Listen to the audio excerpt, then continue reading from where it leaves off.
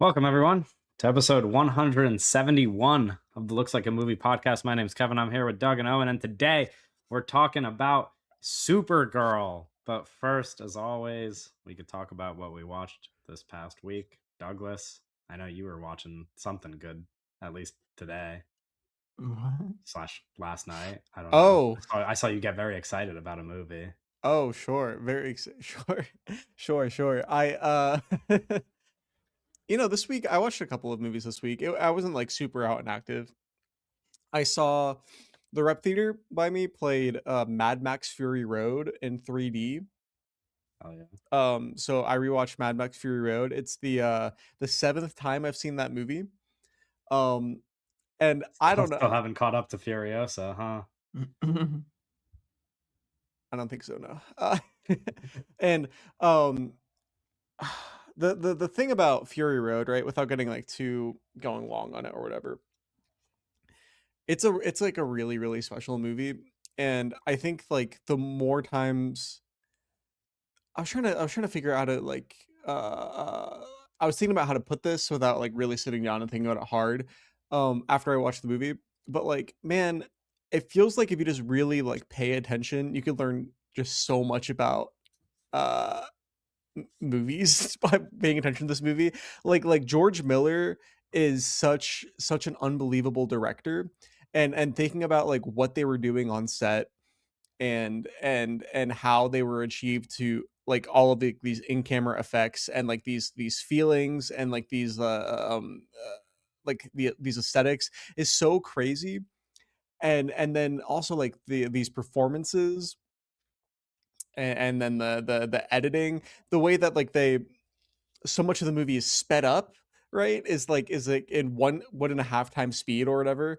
But like when you're watching, you don't notice because it feels like it's all happening in camera. Um, I don't know, just like a really unreal movie, really good movie. Then I watched Jackass Best and Last, which is a movie. It's hmm. I'm not like a I'm not a I'm not like a Jackass. Yeah, well. Well,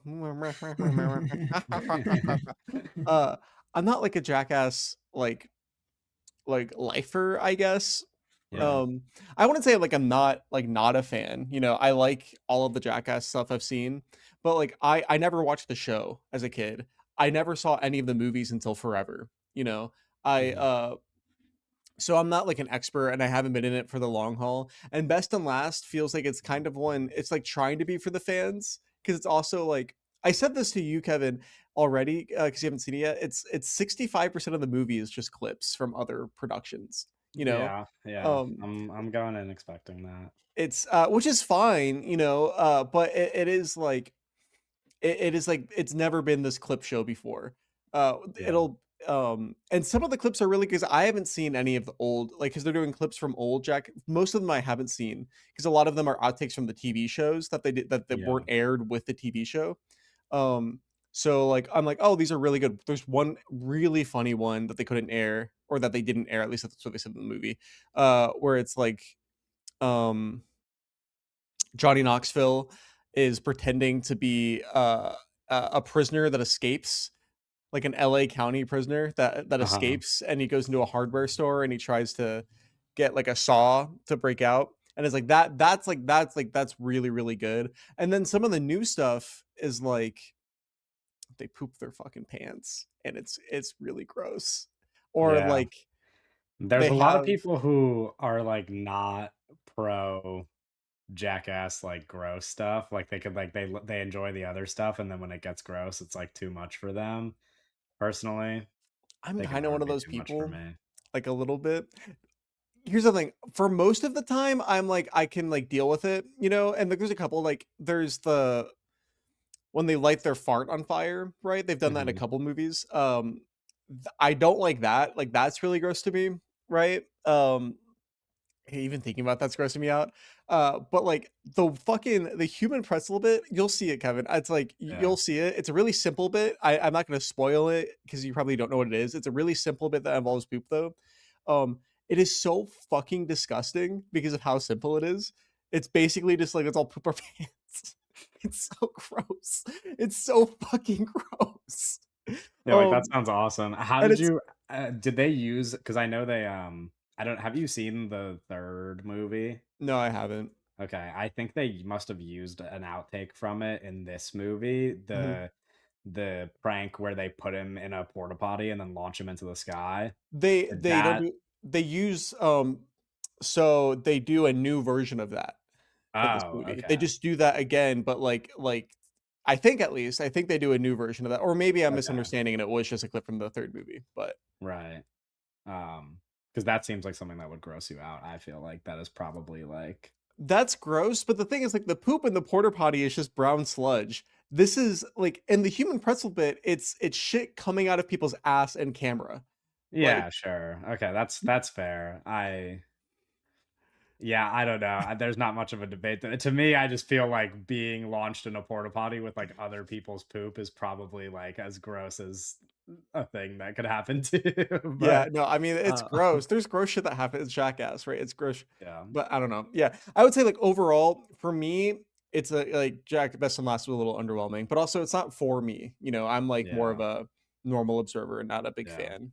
It is Um, for me, so I'm yeah. greatly looking forward to it. Then I saw Supergirl, which I think we're gonna go long on. I think we're gonna do 3, 4 hours in Oh Supergirl today, Jesus so get Christ, ready for dude! that. I got a Jackass showtime today.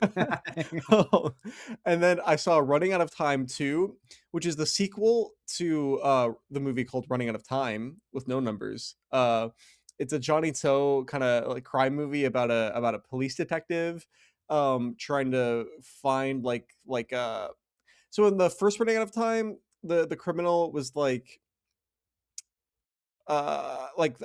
a really interesting, like, kinda organized crime, guy with cancer played by Andy Law, and it's really good. And this one, it's like a magician. The criminal's like a magician, who's like doing like magic tricks and stuff. It's like kind of fun. It's kind of ridiculous. Not as good as the first one. Kind of one of the worst Johnny To movies I've seen, but it's fine. He's When you direct 100 movies, you're allowed to have some stinkers. But it's Yeah. still good. Did you see he's on the jury for the is it Venice Film Festival? No, I didn't see that. The jury that Maggie Gyllenhaal is leading, he's on it. That's cool. Who do you know? Yeah. Sorry, do you know who else is on the jury off the top of your head? Not off the top of my head, no, I'd have to Okay. look it up, but I remember Okay. seeing his name because I was gonna talk to you about it. No, that's really cool. That's exciting. I hope let his that's interesting. That makes me feel like his next movie, they're kind of going to do a festival thing for it. Like a festival run. Which would be Yeah, good because I feel like he hasn't done that in a while. Uh the first election movie kind of not famously, notably competed at Cannes and won, it didn't win the Palm, but it won an award. But that was like 20 years ago. And I watched the movie I watched last night, late last night. I saw I was like, fuck it, I need to like lock in because there's so many movies, and you're gonna die if you don't lock in a little bit. yes, You're gonna look back on your yeah, life and you're be like, what the hell? right. I left all this on the table. So I watched the story of the last chrysanthemum, chrysanthemum, Right, right. chrysanthemum, which is 1939, Kenji Mizoguchi film. It's about a what's the word for it? An actor.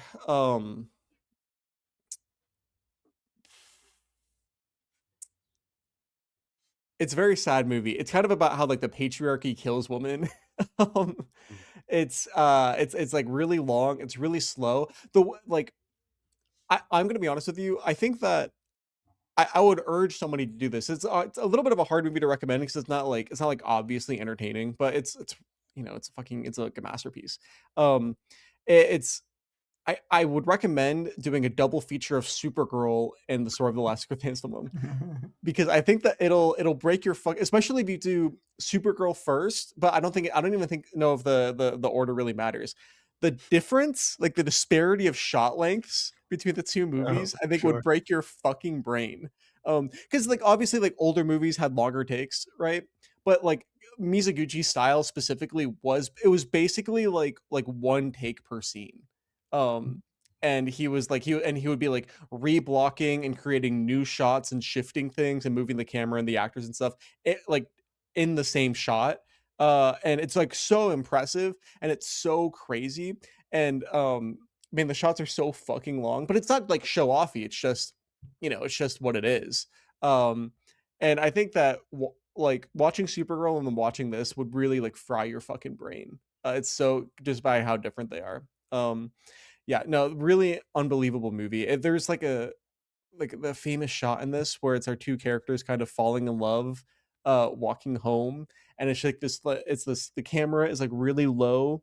It's like it's like the camera feels like it's almost like in a river or something, and they're walking alongside the river, and it's just like following them as they're walking back and forth, and there's people passing them, and it's really late at night, and they're just talking. And oh, and you probably really like this movie. And Yeah. it's so unbelievable because it's such a long shot, but like the blocking, it never breaks or anything. It's just like they're walking and then they stop, and then when they stop, you're like, wow, that's really Mhm. well, this is a really good shot. And then they Right, keep right, right. walking, and then somebody else and then like a merchant walks by and he like buys something from the merchant, and then they keep walking and they're talking, and it's like, oh, they're falling in love, and like you feel like the camera kind of swooning, and it's really subtle, and yeah, I don't know. Kenji Mizoguchi is a good director. Good director of motion pictures, and yeah, that's what I watched this week. Nice. Yeah. Owen, what did you watch? In 1982, Yeah. Kathleen Collins directed a film called Losing Ground, Mm-hmm. which, according to the internet, it was the first feature length drama directed by an African American woman. And to me, I watched this film and like this is sort of this is independent film, like in a sort of nutshell. Like this is what you should be striving to make in terms of these like sort of it's 100 something grand in the 80s, but like there's a certain, I think just in terms of, I think there's an interesting Curry Barker I saw him talk about like don't save up for the explosions sort of thing, where like you see a lot of I don't know, there's a lot of like small movies that like feel like they're sort of stretching themselves thin, where this is a film that like it's obviously made with minimal resources, but you're never like, oh, I wish other things happened in this movie. It's like this is exactly what should be happening in every shot, in every scene. It's about this professor who is in a relationship with a painter, and they're not really seeing eye to eye, and they're having sort of relationship troubles, and they're sort of going off in their separate ways, and um, talking to other people, and it just yeah, it's a movie about people talking, but it's really beautiful. I There's like really great color in this movie. I'm thinking of this one shot where these two characters are sitting down, and all behind them is just really great green, and I think one of them is in red and the other's in blue, and it just really pops.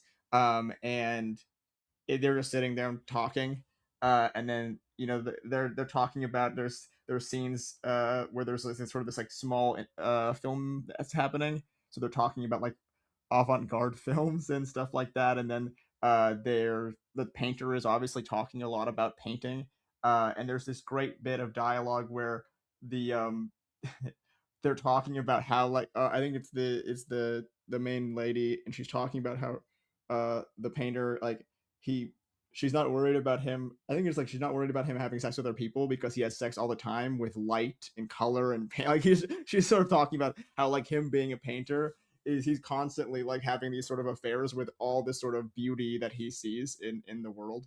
It's just like a really interesting bit of dialogue that sort of stuck with me in terms of like you know having sex with light as sort of the art practice. But yeah, I don't know. It just sort of I was sort of I felt like I was in a movie rut, and it was something that I've been meaning to watch for a while. And I still felt like when I was watching it, I was like sort of fighting the movie rut a little bit. So like something I want to like go back to eventually. But I immediately was like, Kevin, you got to watch. I knew you knew about it, but like it's very like it reminds me a lot of like Romare, and sort of the just Yeah. like the sort of the way that it's shot and the sort of dialogue and that kind of stuff. But about '80s black New York, which is really Yeah. it's I obviously like I've an been under I've been meaning to watch it. seen. I definitely should get around to that. Yeah, no, I think it's incredible, really cool, and I'm just a lot of like I was just taking a lot of notes on like the the compositional stuff, um, and yeah, it's just it feels like I don't know. It's definitely anyone who I mean, a lot of people know about this. It's not like a super underseen thing, but it's still like I mean, it's not Supergirl. So anyone who hasn't heard of this, I would definitely put it on your list for sure. It's Losing Ground from 1982, Kathleen Collins. And then I don't really remember what my how I got to this point. I actually I'm like trying to like sort of pull the situation, but I ended up watching True Heart Susie from 1919, D.W. Griffith, and Yeah. obviously it's a film that I mean I've been aware of and I've been meaning to watch for a while, but I don't remember what was the sort of I'm gonna watch this today. I'm surprised you Um, haven't seen it before. yeah, I mean I haven't seen my Griffith bag isn't really that deep. Well, he has a lot of Um, movies. right, but I've seen He like has that's like my third I've seen. um, but I was kind of like I texted one of our friends after this, and I was like, "Cause it's like this like kind of the most meme." It's like there's like some shots, and then I was like, "Oh, it's like my whole thing. This is kind of like my whole shtick right here in like these shots." Lillian Gish is like such an incredible physical performer. Mhm. Um, like there's really incredible close-ups. And I mean, she's beautiful, but I was really like, I love there's these scenes where she's following. So there's like the basic like, premise is like she's in love with this guy, and the guy is kind of dumb and isn't like whatever. But she's following him around, and like they're like he's like going, and she's just sort of like right with him, and the way that like her sort of body is relating to him, and then she does this little like kick thing with her leg. It's just it's really something like in terms of the from 1919 it really stands out among like a lot of the silent films that I've seen in terms of like performance from her. It's quite incredible. I mean, I everything I've seen her in is she's sort of steals the show in many ways, but I really loved the sort of simplicity of this film. It feels like sort of adjacent to sort of what I was saying with Losing Ground, where it's just people. It's like it's so small scale, which is like I mean it's interesting with like I said like my Griffith bag isn't too big, but like I love Intolerance, and that is like the complete opposite. Like that is like the biggest movie ever in some way, and then this Yeah. movie is like they're just like she's doing like farm work and stuff, and she's talking to her cow, and it's just like super small. And I was thinking about um like when watching it, I was like, oh, this is like a really interesting like period to do to to make a film in terms of like not the actual like production but the setting. Mhm. And I would it was just like it's a but to make a film like that today it's going to cost so much because you just have to like remake the world, like just all of the outfits and the sort of costuming and the locations and settings. But I don't know, I was just thinking a lot about like how you would like redo It wouldn't cost that this. much, probably. Yeah, I was just sort of I don't know, I mean that's something again like I'm not too familiar with the like sort of economics of like Yeah, I that. mean, it would cost in the sense, like, you would have to, like, like, movies are expensive in general, right? Right. But it's, like, really, you kinda just, like, find a location. You don't have to, like, build Right. buildings I or was thinking anything. about the Testament of Anne Lee and the way they sort of made that stuff for like I think it was like 10 million, which is a little it's still a lot of money. But Well, for, like like, movies are just expensive, no, you I know? know. It's just like Yeah. that's what I was thinking about a lot because I was just thinking like this is kind of what people were wearing and this is what the houses looked like back then. But if you were trying to like sort of make something in this sort of kind of film, there's sort of expenses in that. But yeah, I was super blown away with this film, and it already feels like sort of a really strong touchstone for me. Um, and then I watched Super. Yeah, and then you watch Supergirl. Also, probably like another good as we double all did. feature. Right, True Heart Susie and Supergirl. Yeah, no, Griffith is. I've also seen 3 Griffith. What have you seen? I Intolerance, and then one of the shorts. Uh, Okay, because I've seen Birth of a Nation, True Heart oh, okay. True Heart Susie, Yeah. and A Corner in Wheat, Oh yeah, the which is corner really good. corner and wheat's the short I've seen. Okay, I might have seen like some other short that I just like might have not rated or something, he but I has haven't seen like he has like 500 shorts. right. Yeah. I've like I've seen like chunks of Broken Blossoms, but it's not one that I like. I'll just need to sit down and I mean I'm sure I'll get stuff out of the. I mean it's another Lillian Gish sort of. Yeah, same year as True Heart Susie. There you go. Orphans in the store. Like I mean he's got a ton of shit that No, yeah, yes.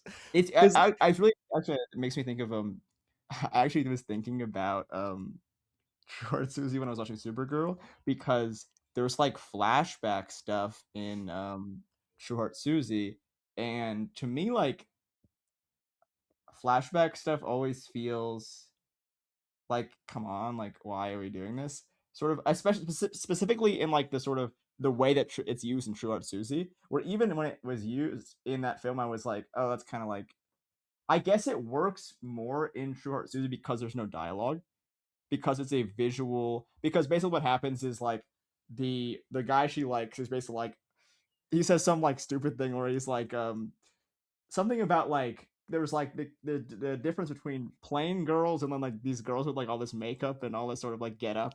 And he's talking about like you marry the plain girl or something and you date yes, something along those yeah, lines. no, I remember this too. And there's a scene where Lillian Gish's character like remembers that moment, and all it does is just like I think it has a intertitle where it says like she's remembering it, and then it shows like maybe like 3 seconds of that image. And it's an interesting thing where like it almost felt weird just because like of the 100 years that happened after that in terms of the way that we've utilized flashbacks. But I feel like for I mean for 1919 it has to be sort of some. I feel like that's an inventive sort of move to throw in there. But I was thinking about that when watching Supergirl because it does you sort of use these like it's different, but I feel like if a modern movie does that now, where it's like showing the scene where it's like, oh, remember this thing, this like thing someone said. This is why she's doing like this is why this person's doing this because they said this. I sort of always will eye roll at that sort of language. So it's interesting to see it in like a movie made by D.W. Griffith, or like just like the evolution of like language in that way, or sort of the way that we sort of tell these stories. And but yeah, so that's what I was thinking about that while watching Supergirl. But yeah, that's my week, Kevin. You can go. Nice. That's not much Sorry. for me to do. I Oh, right. went on vacation, didn't really watch anything. I How mean, was I your vacation watched. though? Was it good? It was nice. It was a lot of like laying on the beach and hanging out on the Were there beach. a Going, lot of other people there, or was it just you and your girlfriend? oh, it was a On the lot of whole people. It was beach? her. It was her entire extended family. So there's like Oh, whoa. 24 Okay. of us or something. Not all in the same house in 3 separate houses, but it was like everybody. They're her family like regularly goes to the Outer Banks on vacation every other summer, I guess. Like But the television show. yeah, it's like a television show. Yes. So we were in the Outer Banks. Yeah, we were on the beach. I watched some Love Island on the beach, but I didn't really want to watch like movies on my phone on the beach. I thought maybe I'd have an opportunity, but I was never just like sitting down for 2 hours Right. at a time enough to like I'd lay down, tan a little, and then I'd like go in the water or like whatever. And I just didn't want to like start watching movies on the beach. So I mostly just tried to keep up with Love Island. Um, and then there really weren't many opportunities to watch movies, and I don't even think there's a theater on the island. So I think my girlfriend told me that there used to be, and then they got rid of it, or maybe there's one like way on the other side of the island that's like 2 hours away. Probably not worth it to drive that far to watch Supergirl. Right. Um, so I watched it last night instead after driving all the way home, which set the stage for my experience. Um, but yeah, and I watched the World Cup a decent amount, of course. It was on a lot of the time when we were eating dinner and stuff. So tried to keep up with the World Cup, but that's about it. It was a nice vacation. It feels good to well, I was gonna say it feels good to watch movies again, but the only thing I've watched so far is Supergirl, so it will feel good to watch movies again as soon as I go see You Jackass in a couple hours. you notably did not have a good time watching Supergirl. No, I did not, and it's not even that notable because I guess the three of us did, and if we're gonna get into the We all gave it the conversation, same but rating. Rarely, yeah, we never do this. this We rarely never happens. I yeah. will say I like for Owen, I think this is kind of the standard, maybe. Like he compared it to Superman, and like for me, I think there was like a difference there where I was like, oh, Superman's like okay, like I had enough fun. We did talk about it a little bit off pod, and I will rebuke this, Owen. It is not the same as Superman. Owen was like, "It's all the same shit." No, this movie is like Well, so clearly I worse. was watching this movie, and I was like, there's like shit in Superman that pisses me off in different ways. Like there's Sure. I'm like Sure. it's like there's stuff that's more like there's stuff in Superman that's frustrating in different ways. I think like the script is the clear difference where like the script in Superman is just a way better script. Yes. But like honestly I was like when David Cornsweet was in this movie, I was like he ain't that bad maybe. Like I was like warming up to him more in this movie and Well, like because he the has like sort of some fucking charisma. Nobody in this movie has any Yeah. charisma. right. No, but like I felt like the way that like the way that everything is shot in Superman is so ridiculous, and this Mhm. is so like nothing and boring, but it's Yeah. like no, it's less like what the fuck is going on sort of stuff. And so yeah, I don't know. I dislike them for different reasons, but I was also like I don't know, like I don't care, but like they both suck. I don't. It's so I think I Sure. have Supergirl like a half star or Superman a half star higher or something crazy. But like Right. ultimately, I was like like them quote unquote. The positives I have are different and the negatives I have are different, and they're both kind of like it's just interesting. I think like I don't know. I think like it's to me. I just don't think they're like that. I don't think it's like a mountain between them. I just think they're like different bad for different reasons. Yeah. That's fair. That's like fine. I think Superman wasn't even like the right movie to bring up. I just think generally like my mileage varies with superhero movies. Obviously, this was a Yeah. real like while I was watching it, I was just like fed up with Right. this like the existence of like a Uh, movie like that. Like right. it Yeah. was so many things I coming together agree. at once where I was like like I was actually sitting there and Y I don't wanna be mean to Millie Alcock, who I really like because she is Yeah. in a TV show that I like, but putting Yeah. that aside, like, I was sitting throughout this entire movie, and I was just, like, in my head watching I was like, "Is there anything to like in this movie?" And I think I got to the end of the movie, and I was like, "No, dude." Like, I was so annoyed watching it, and at least, like, when I watched Superman, I'm like, "Yeah, I don't know, the movie's ugly, whatever." It's Sure. like Yeah. David Cornsweet. I personally like I there's like stuff in Superman where I was like, this is this is nice, like this works. This is like fun enough. I was Yeah. having such a fucking miserable time in this theater. And like, yeah, maybe I was tired from driving 11 Right. hours in one day. Like it's a pretty brutal trip to make and then immediately go to the movie theaters after. But like, dude, I don't know. I, Yeah. after it was just so bad. It's like it's so I awful. I think this movie suffers greatly from coming out in 2026. Like it's so like Sure. this is a movie that just existed a lot 10 years ago and people accepted a little more. I think it's like so people have been used to like the word nothing movie a lot. And I think it sort of is that thing. Um yeah, it's just it's a weird thing where like I was sort of having this feeling I mean, to me, there's been writing on the wall for this movie has been happening for since they sort of basically announced it, where it feels as if, and we've talked about this I don't know if we talked about this on pod as much, but like the James Gunn sort of vision is very like so I'm doing my thing and then we're gonna bring on guys to do like worse versions of my thing. Yeah. And it's like Yeah. We did talk about this a lot when they were right. announcing. Where Yeah. it's Yeah. so like I think like I mean, you guys saw the tweet where it was like Craig Gillespie was like, "Yeah, like James Gunn picked that song," and it's like, I wouldn't be surprised if James Gunn made like a number of the choices in oh, this oh, I movie, bet. like a But it's lot of and I them. think like there's So been a lot of conversation about like this being directed by a man.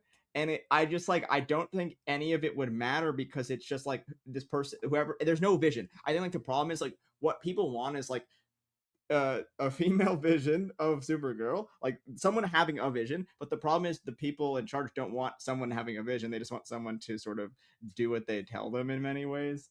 And that's the sort of I think that's the difference a little bit from Superman and Supergirl, where it's like Superman is like this is James Gunn's vision, quote unquote, for this thing, and then this is like some guy doing homework or someone's like it's like a job sort of thing, and it's like yeah, Yeah. so this movie, notably, I looked into this just like a little bit because I was thinking like, man, this movie is such kind of a fucking disaster compared to Superman. Which Superman, you watch it, at least to me, and it's like this is like a at least like a movie, you know. I'm watching Supergirl and I'm like, this is barely a fucking movie, you know. yeah. And apparently there were at least 10 rounds of test screenings for the movie, and there were multiple reshoots, like multiple rounds of reshoots for the movie as well, based off of test screening Oh, feedback. what? What the hell did they reshoot? So like one theory that I heard was the Jason Momoa character Lobo Yeah. originally. Again, none of this is confirmed. This is all just like the confirmed are like the reshoots happened Right, and there like were. the so many test screenings happened, right? That's what's confirmed. Everything else is speculation. Right. The one theory I heard was that the Jason Momoa character, he plays Lobo, was Yes. originally like a single scene cameo. And then they did reshoots afterwards to break his character like a bigger part of the plot, and have Because him come people were back. like, we want more Lobo.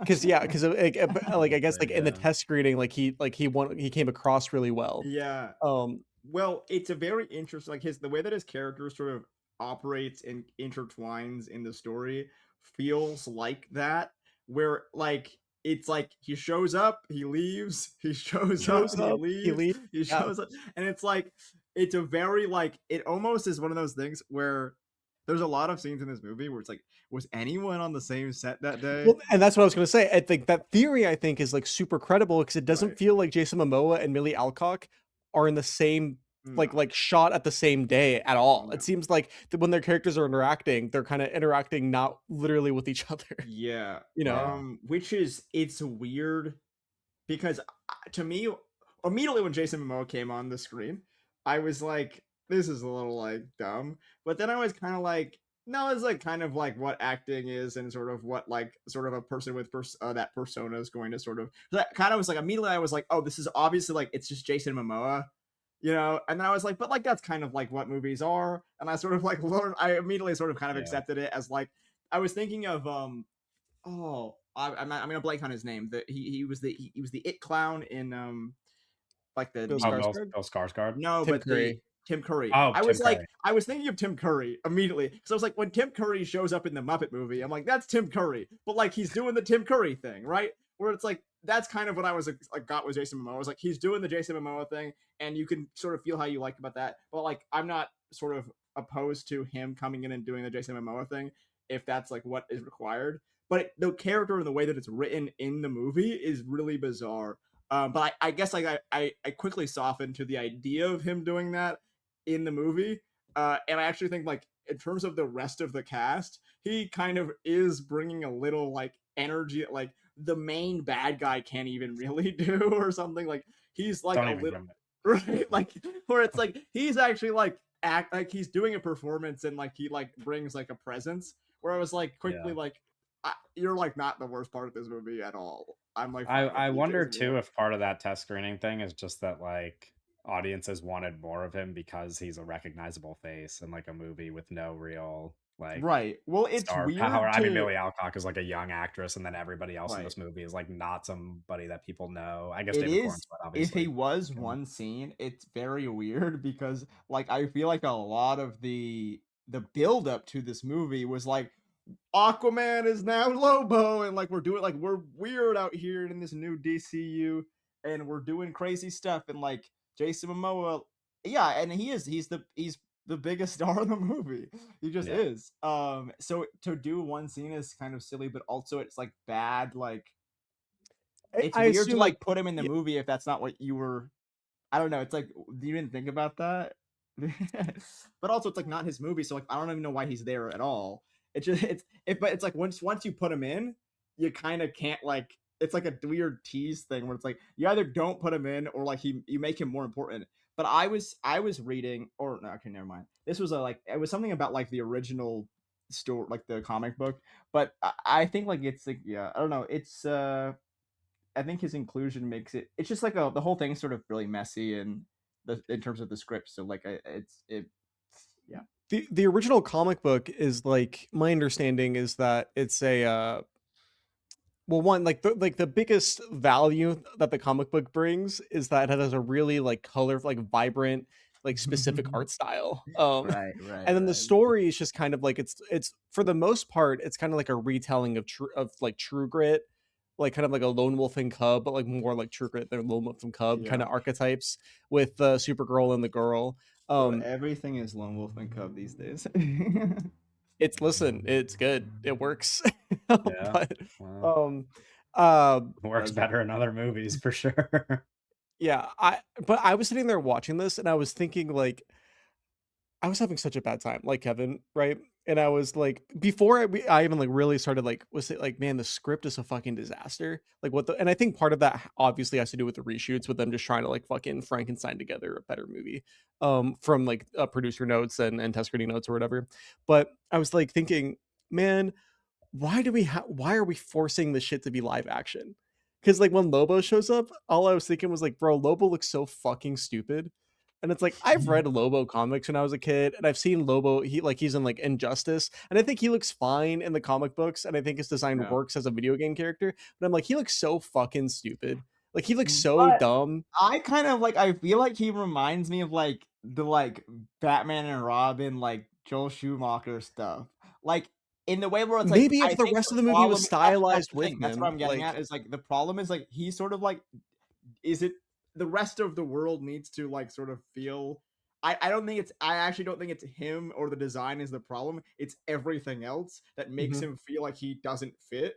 Because I do like I felt like there's some I think James Gunn something that James Gunn does well is like when he allows the stuff to be more just comic booky and like this is just how it looks sort of like in sort of like it's gonna be Superman's gonna be colorful and but like I think the problem is like the rest of like it doesn't there's never like it's not all cohesive and I think like you wrote about this in your review Doug but like Supergirl not wearing the Supergirl suit Yeah, the whole movie like when she's wearing it I was like oh wait now we're super like we're doing Supergirl stuff and like I it, think she it looks good. I think the suit looks good. It's colorful, and I like think she looks good in yeah it. no Yeah. I do think the suit looks good and I do think like okay now it's a Supergirl movie but yeah it's I mean I don't know the how it is in the comic or whatever but yeah it's just I don't know Yeah, it's an interesting I point haven't about read the comic. the sort of Uh it's also funny to do like we're like building up to it when we saw her in the Supergirl suit in the Superman Oh movie. yeah. It's like we already saw her in the suit, so like you really can't like do the like tease because we already saw it. Like we there's already scenes of her in the suit. Right. Yeah, it's so bizarre, and all the marketing she's in the suit, and having her like kind of like make the suit into this whole thing, and having her work up to wearing it in the third act is so kind of silly because she looks so generic outside of the suit. Like her costuming for the where she's just wearing like band t-shirts or whatever, and the trench coat and like the glasses. Mhm. It's like this could be she could be anybody, you know. Obviously it's Millie Alcock, and she's very beautiful and like she's trying her best. I don't think her performance is very good. Oh, I guess it's kind of a hot take. She's trying her best though. It's whatever. And it's like so like whatever. It's like my eyes are glossing over watching all this. Like her and like fucking like it's basically it's and her in like a Star Wars world via Guardian Yes. of the Galaxy kind of with a Yes. Guardian of the Galaxy twist and Uh like her generic costuming with like this like generic looking kid. I'm just like, oh It's Oh, what so the like crazy. whatever, you Um, know? I was like, "Oh, George Lucas, maybe," like, cause like, they just were like, "Oh, you remember that scene in Star Wars where they're at the bar and, The like, they're Tankina fighting?" scene. It's like, "What if we do Yeah, that 10 times?" It's like, "What? Yeah. yeah. What the hell?" It's so fun, like, it's crazy to do. I mean, to do it once is so like, it's such an obvious, like, to reference Star Wars is like, you're not, like, getting by anybody with that, but to do it, like, multiple times is so embarrassing. Um, and it's like, yeah, I don't know. I mean, yeah, but it is like it's just Guardians of the Galaxy if Chris Pratt was a girl. That's just like kind of like the vibe of like a lot of this movie. And I'm like, sure. And on like, like a hey. screenplay, like, ideas level, this movie Kevin, jump in whenever you want also if you have something Yeah, to well, I say. was just gonna kind of ask you guys like what your big like if you had to point to like what your biggest gripe with the script is, like what you would say it is, because I have like several, but I wanted to, you know, what So were you gonna say, Doug? for me, like I think that making this movie about there's a couple of different things here, but it's all like thematic, I think. Making this movie about Supergirl's trauma and her not getting over like her really fucked up past and centering the movie so hard on that where it's like we're going to have extended flashback scenes explaining exactly what happened to her and why she's like this and exactly like beat by beat why what crypto represents in her life and exactly beat by beat why she's kind of like standoffish from Clark and why she is like kind of not really a hero and kind of doing her own thing and why she's sad and why she doesn't want the girl to kill Krem and like whatever like laying it out really and like making that the center of the story instead of kind of making the story the center of the story. To me, it really is frustrating, and I wish that we could kind of get out of this like making this idea that like the characters having trauma is like the whole movie now instead of making I don't know focusing on something else and like the actual like the narrative beats of the movie instead and having that be letting the subtext be the subtext I guess is what I'm trying to get at. Does that make Yeah. sense? Yeah. Yeah. I think that accurately captures one of my least favorite things about the script, which is that it's just like I don't know, I'm tired of movies just like explaining everything instead of just like letting you feel emotions Right. like a human being. Like Yeah. it's just very frustrating to watch like movie after movie need to use like you were saying like 50 flashback scenes so that like every last thread is connected because by the time you get to the end of it you're just like dude I don't really give a fuck about any of Right. this at all. Like Right. I there's not like I don't know. It's very hard for me to like feel anything and like it's so much easier to do that in a movie if you just like let people do their jobs. Like if you just like let actors act and like embody a character and you let like you said like subtext like find its way into a movie, you know, like that's what makes movies work just like generally speaking. Right. It's really hard to watch and I hate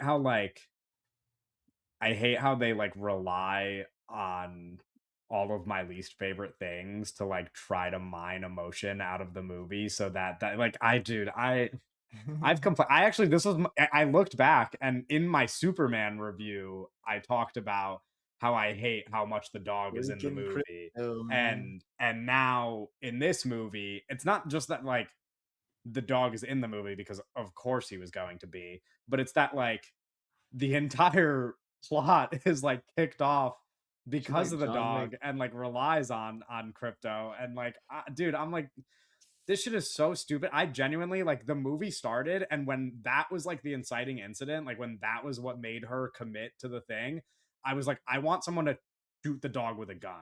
Like I literally sat there in my head and I was like, They I did. want someone to kill. No, they did. But like I was like, I want this dog to die now, and like for you to make a different movie out of it because I sound like such an asshole. I'm so over it. Like you guys need to fucking grow up.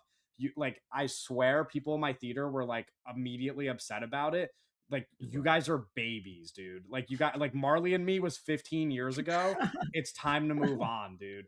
Like Crypto and me. truthfully, it's so fucking frustrating that dogs get this much out of you because like I don't know, human beings die every day, dude. Like, it's time to fucking cry about something else. I'm sorry, but it's like, it's so frustrating. And every single James Gunn movie has this.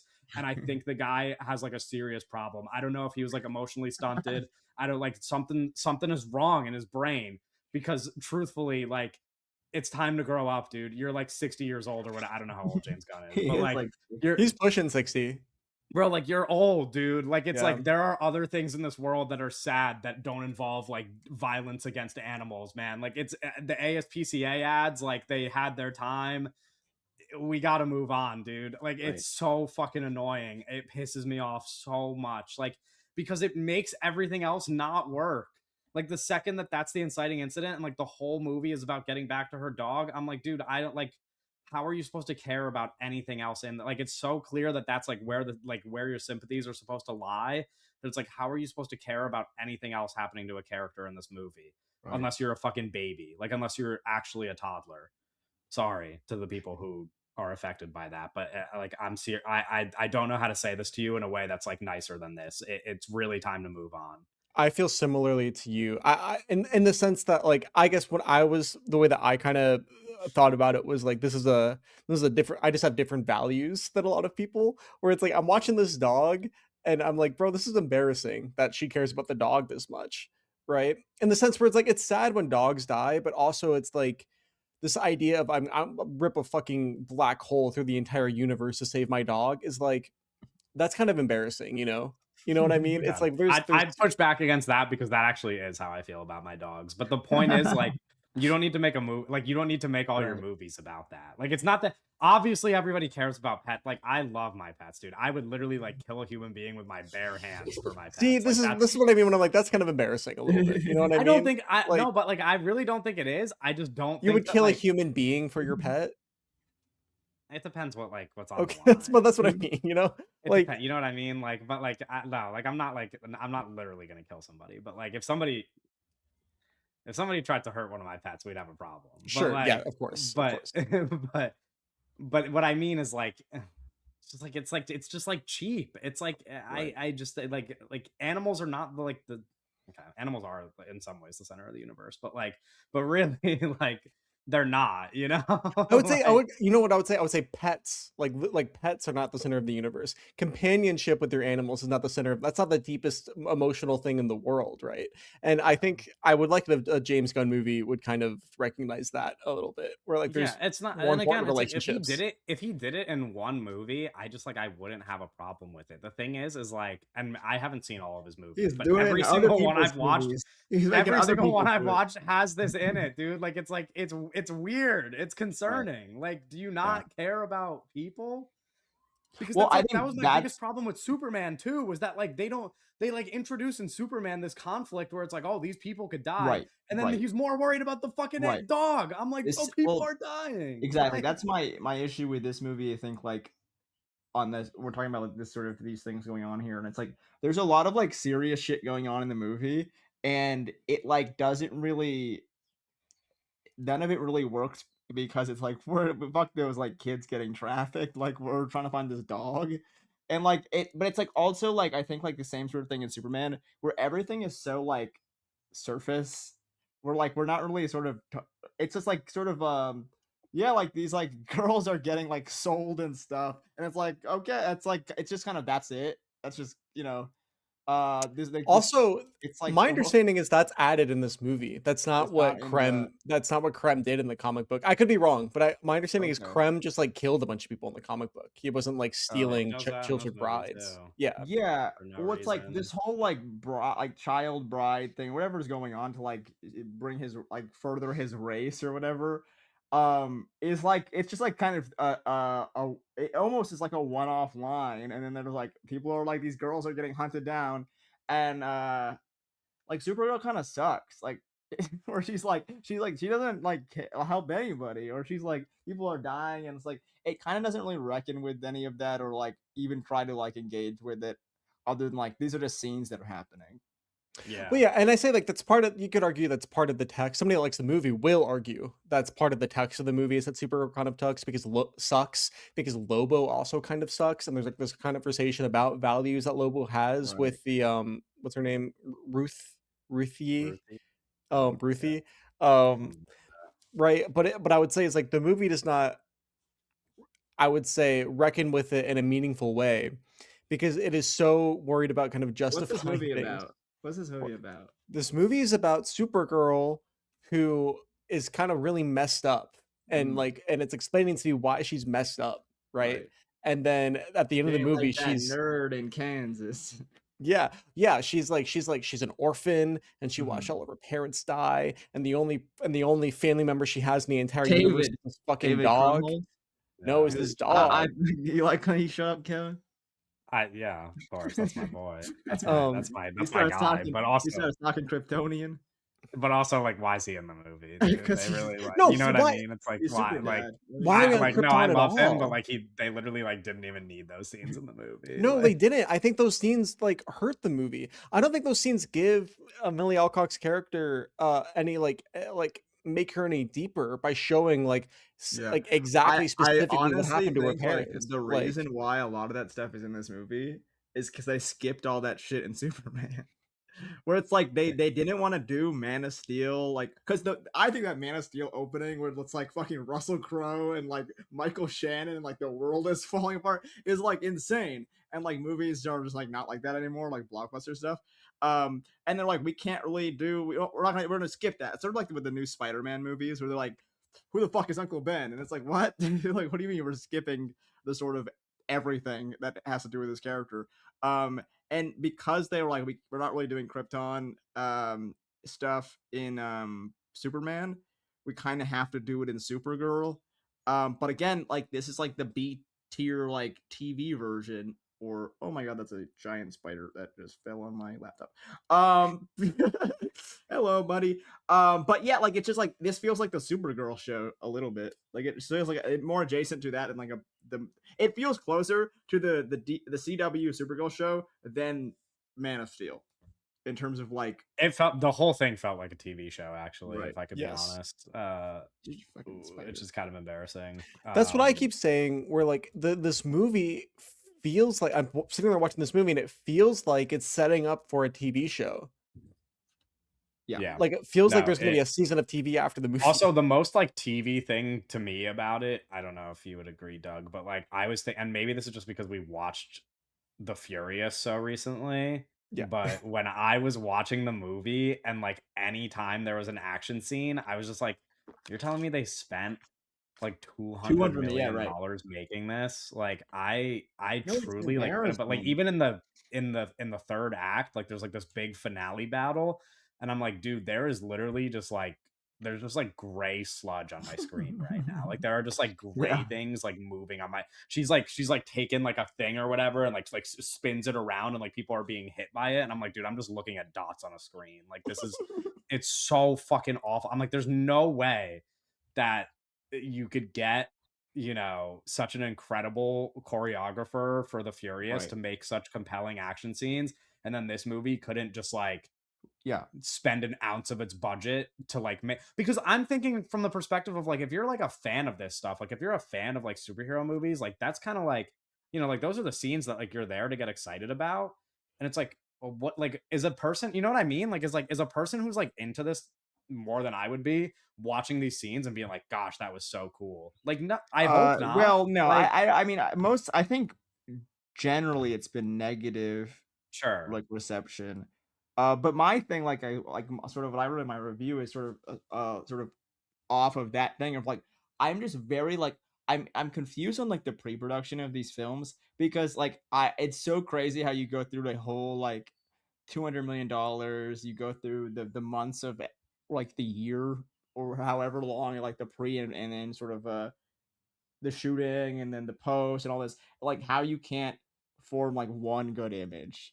Like there's name like one memorable fucking shot in this movie or anything. It's like how does that even like how do you not even like there's no ideas that were formed in months of working on this thing. We don't like how does like what you said like the choreography. No one had like, oh, let's try this. Like this is a thing we could do. We could do this. There's like no creativity in any of this. It's just sort of like assembly line, like just kind of slop, I guess. Yeah. I mean, it's like it's It's so like like what were they doing? Like what were they doing during that time? Working on the script?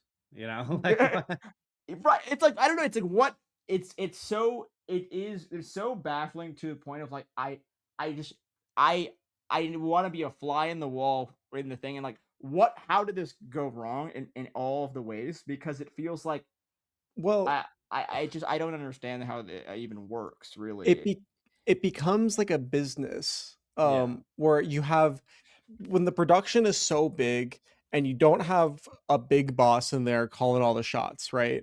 Like Yeah. that's like Zack Snyder, right? Like literally Zack Snyder with all the Snyder, even Wonder Woman or whatever. Like, Yeah. um, you don't have like a guy kind of steering the ship and like as like a producer, like a Isn't that producer supposed to be director. James Gunn? Well, yeah, but here's the he sucks, right? But he is the Sorry for guy, James right? Gunn fans. He is I that no, guy. but like No? the thing about it is like the timeline is so fast on these, right? Right. That when the He's spread Supergirl so script thin. exactly. So the But Supergirl this script Supergirl isn't script, isn't the writer on this movie has written like 4 of these movies already. Like she's sort of pinned to do Teen Titans, she's supposed to do yeah, Wonder I don't know Woman. It's why. like That's it's so also strange. very like crazy to do like all right, this is the she's gonna write this movie, the Supergirl movie, and before this movie even comes out, before we even like sort of get the sort of because all in all, it's like the public response is what matters when you're working on these like huge ass movies. Yeah. Like that's what It they doesn't care matter what about. we think, it matters what It our matters what fucking how much money they yeah. make, and that's pretty much it. But like I know they're like fuck we shouldn't have like had this person write all these movies before we even let one of them come out. And you're supposed to you're supposed to jump the gun, uh, you know, and sort of get ahead of yourself and like sort of they have to be writing these movies like they're like three Literally movies or year like whatever. 3 years in advance. They have to be writing these So they movies. can't Like even wait till like one of them comes out to be like, oh, do people even like this person's writing? And I think like it's just like yeah.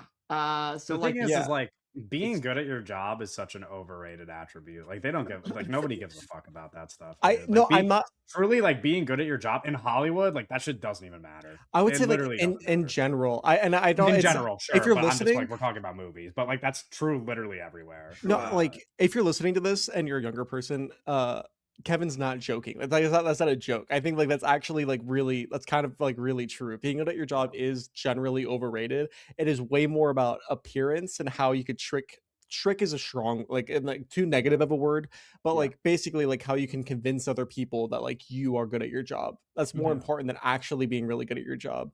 And I think that's Right. kind of how these people get some of these jobs. You know, that's how fucking James Gunn got this like huge like crazy like head of DC Studios position, right? Yeah. It just like it is what it is. That's how it works. To go back to what you said, Kevin, where you're like, we just watched The Furious, which is unbelievable movie. Everybody go see The Furious. Yeah. Similar plot, similar kind of ish narrative, right? Actually, yeah, except that movie's like way more interested in investigating the sex crimes at the Um, core of it. But but like you're saying, like, man, why can't we do like these really in the case of the Furious, kind of like unbelievably impressive in camera like hand-to-hand combat action scenes. When you have a big fucking like insane production like Supergirl with like really crazy timetables, it's like you have to get all of these actors like you have to for every fight scene you have to get multiple actors that are physically capable of doing the choreography, right? And you have to right, pay the choreography and you have to pay for your movie star like Emily Alcock plus whoever else you're paying the other people to do rehearsals and to learn how to do the choreography. yeah, And then you have to be able to like get them to like do that in a reasonable amount of time and then have them show up right, and like and the you know what I mean? It's like a And whole this is why it's a fucking $200 million movie. yeah. Like yeah. it, You should be doing that. Yeah, it's, actually, you know what? it's You like are. She is getting paid like $3 million. You should take classes. Yeah. Like I don't know. You know what I mean? Like it is. Sure. I get what you're saying. Like I think you're totally right. Like this is just how big budget productions work. That's like a problem. Like that's like a that's like a real problem. The thing is also Yeah. like like for a movie like the so like James Gunn's not on set, right? He's like the big boss, like calling the shots, but he's not on set. He's also like he's busy caring about too much stuff. He's writing his own and like doing pre-production for his own Superman movie and whatever. So he can't Right. be there. So like so the director is like the guy that has to care about the shit that actually ends up on set, right? And you have to think about what is the character, because you can't care about everything on a big production because there's not enough time to care about everything, right? Yeah. Especially when you have your own boss that you have to make happy. So the John Wick movies, right? John, not his name. What's his name? Keanu Reeves. No. The director. Oh, Oh, you should know more than me. What the fuck's his Steve name? Kahelski. What's his name? Something. Chad Stahelski. Chad Yeah. Stahelski. Steve. It was. I know it's like some name. Right. The thing that he fucking really cares about, right? Yeah. That you could tell, like his like number one priority list is like making these fucking action scenes, right? It's making sure the choreography is correct. People are hitting their fucking. People are like doing what they need to be Doing what they're doing. supposed to People, do, yeah. yeah. People are like going to their lessons. They're showing up on set, fucking ready. You know, we have nobody's getting hurt. People are Yep. selling the fights. You know, and like people are getting their takes, so they're not wasting time on set, right? And like that's the and then obviously he has like other people there, right? The fucking cinematographer, he probably has a lot of freedom to be like, okay, I just need to make sure the shit is lit, right? And has like a vibe that like Stahelski is like just generally okay with, and like all this stuff, because so that he could worry about the shit that he cares about. What is what does Craig Gillespie care about? What is he on Bro, set this is the really thing. worried Like about? what we're Right? talking about with all this money and all these people being bad at their jobs, it's like, dude, when Ben Simmons couldn't shoot, that guy lost it. You know what I mean? It's like Craig Gillespie, it's time to learn fly fishing, dude. Like it's time to move on. You know what I mean? Like it's because it's like what? Like No, you I should know. lose your job. Like and guess That's what true. he's doing? Guess what we're talking about in the news today? He's fucking directing Glenn Powell in a movie. You know, like buddy, get on a boat and start catching some fish. It's over. Like, Bro, hit the No, oil but it rig. is. It's like Bro said Craig go, Gillespie hit the like, oil go work rig. on an oil rig. Dude. Go get your hands dirty, bro. Like get some perspective on the world, man. Like it's over. Oh, 'cause Oh, these that's people good. suck at their jobs, dude. It's so frustrating. Like oh man. And this person who wrote the script, dude, I don't know, man. Like this shit makes me feel bad about myself, because if I was just more of a social butterfly, like I could be doing this. You know what I mean? Like if I just knew how to like talk to someone, I could just like give me the job, bro. I promise you'd have a better movie. I fucking swear. Oh, That's good. and you know another thing, actually, while we're on this subject. yeah. Okay. No, really, because this actually pisses me off. I know you guys both saw my Letterboxd review, so you know what I'm gonna say. But the the villain in this movie is Yes. literally just like, bro, that guy is literally just like rape and kill, man. Like that guy is like that dude is literally like that's not even a villain, bro. He exists to like he's literally like alien Jeffrey Epstein. And they're like, huh, I wonder like I wonder whose side we're gonna take in this movie. Like really, like for a second, not like your personal favorites, but just like sit here for a second and start like naming the superhero movies that you think people just like the most. You know what I mean? Like really like get some perspective on like here's the superhero movies that everybody loves. The Dark Knight. Well, yeah, The Dark Knight, obviously, that's the biggest one. What makes The Dark Knight so good? Right. Yeah. Yeah. Yeah. You know what I yeah. mean? Like it's I think a lot of it. I mean, when I immediately think about this, what I talked about with Jason Momoa, it's like the star power of these things. I think like what I think Doug mentioned this off pod about like the difference in star power even from Superman, which I don't think is a very star power heavy movie, but like Nicholas Hoult as Lex Luthor, Oh my like God. that's Nicholas Hoult is a name and He's a like great actor. real great actor. Yeah. And I don't know who the fuck like, but honestly, I think the big thing is like this guy, this alien guy, whatever.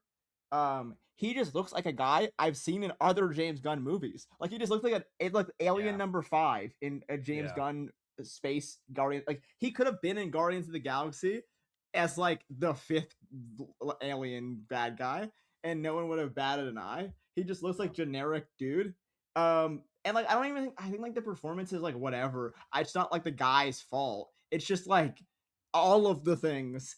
And yeah, I mean like when you think of like the great superhero movies like Willem Dafoe as Green Goblin and all these things.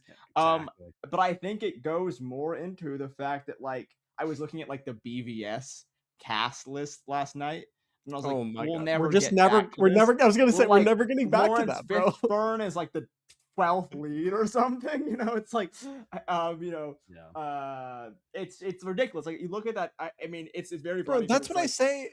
We're that. never gonna get back to DCE. I've said this so many times. I'm gonna keep saying it forever. We're never getting back to DCEU insanity in terms of Let like me the pull this up. talent involved, bro. All Even right. you look at the Aquaman.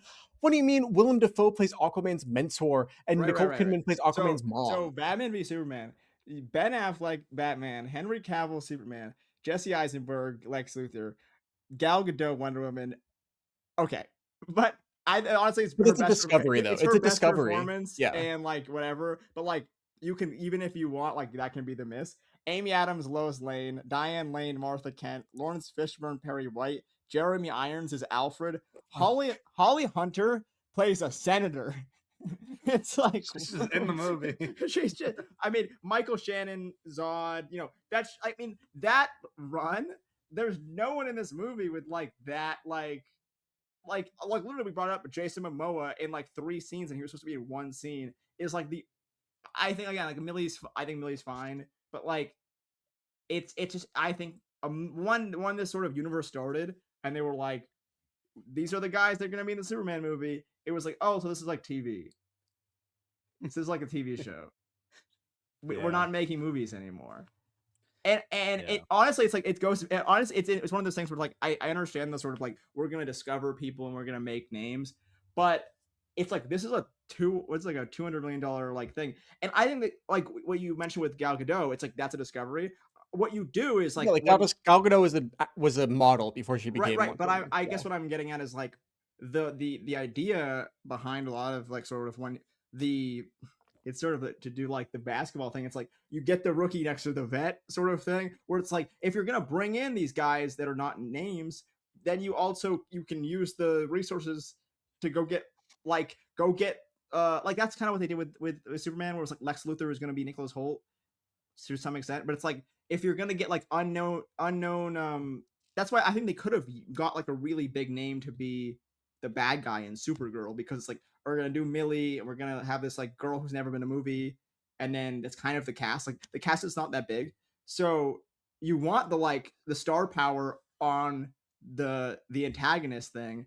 But because he's just like you said, like rape and kill alien number 5, like is it a role that people would want like that's not really a star No, that's the vehicle other thing is like role. the actor. Like, I don't even want to be that mean to this actor because it's like what characteristics does this villain have that he could actually like consider Right. when he's giving his That's what performance? I'm Well, no, saying. but here's the So it's thing. like If you it's get like a not great villain. this is not a personal attack on the actor that plays Krem also. He's in other Yeah. stuff. He's in other action movies that I think are fine.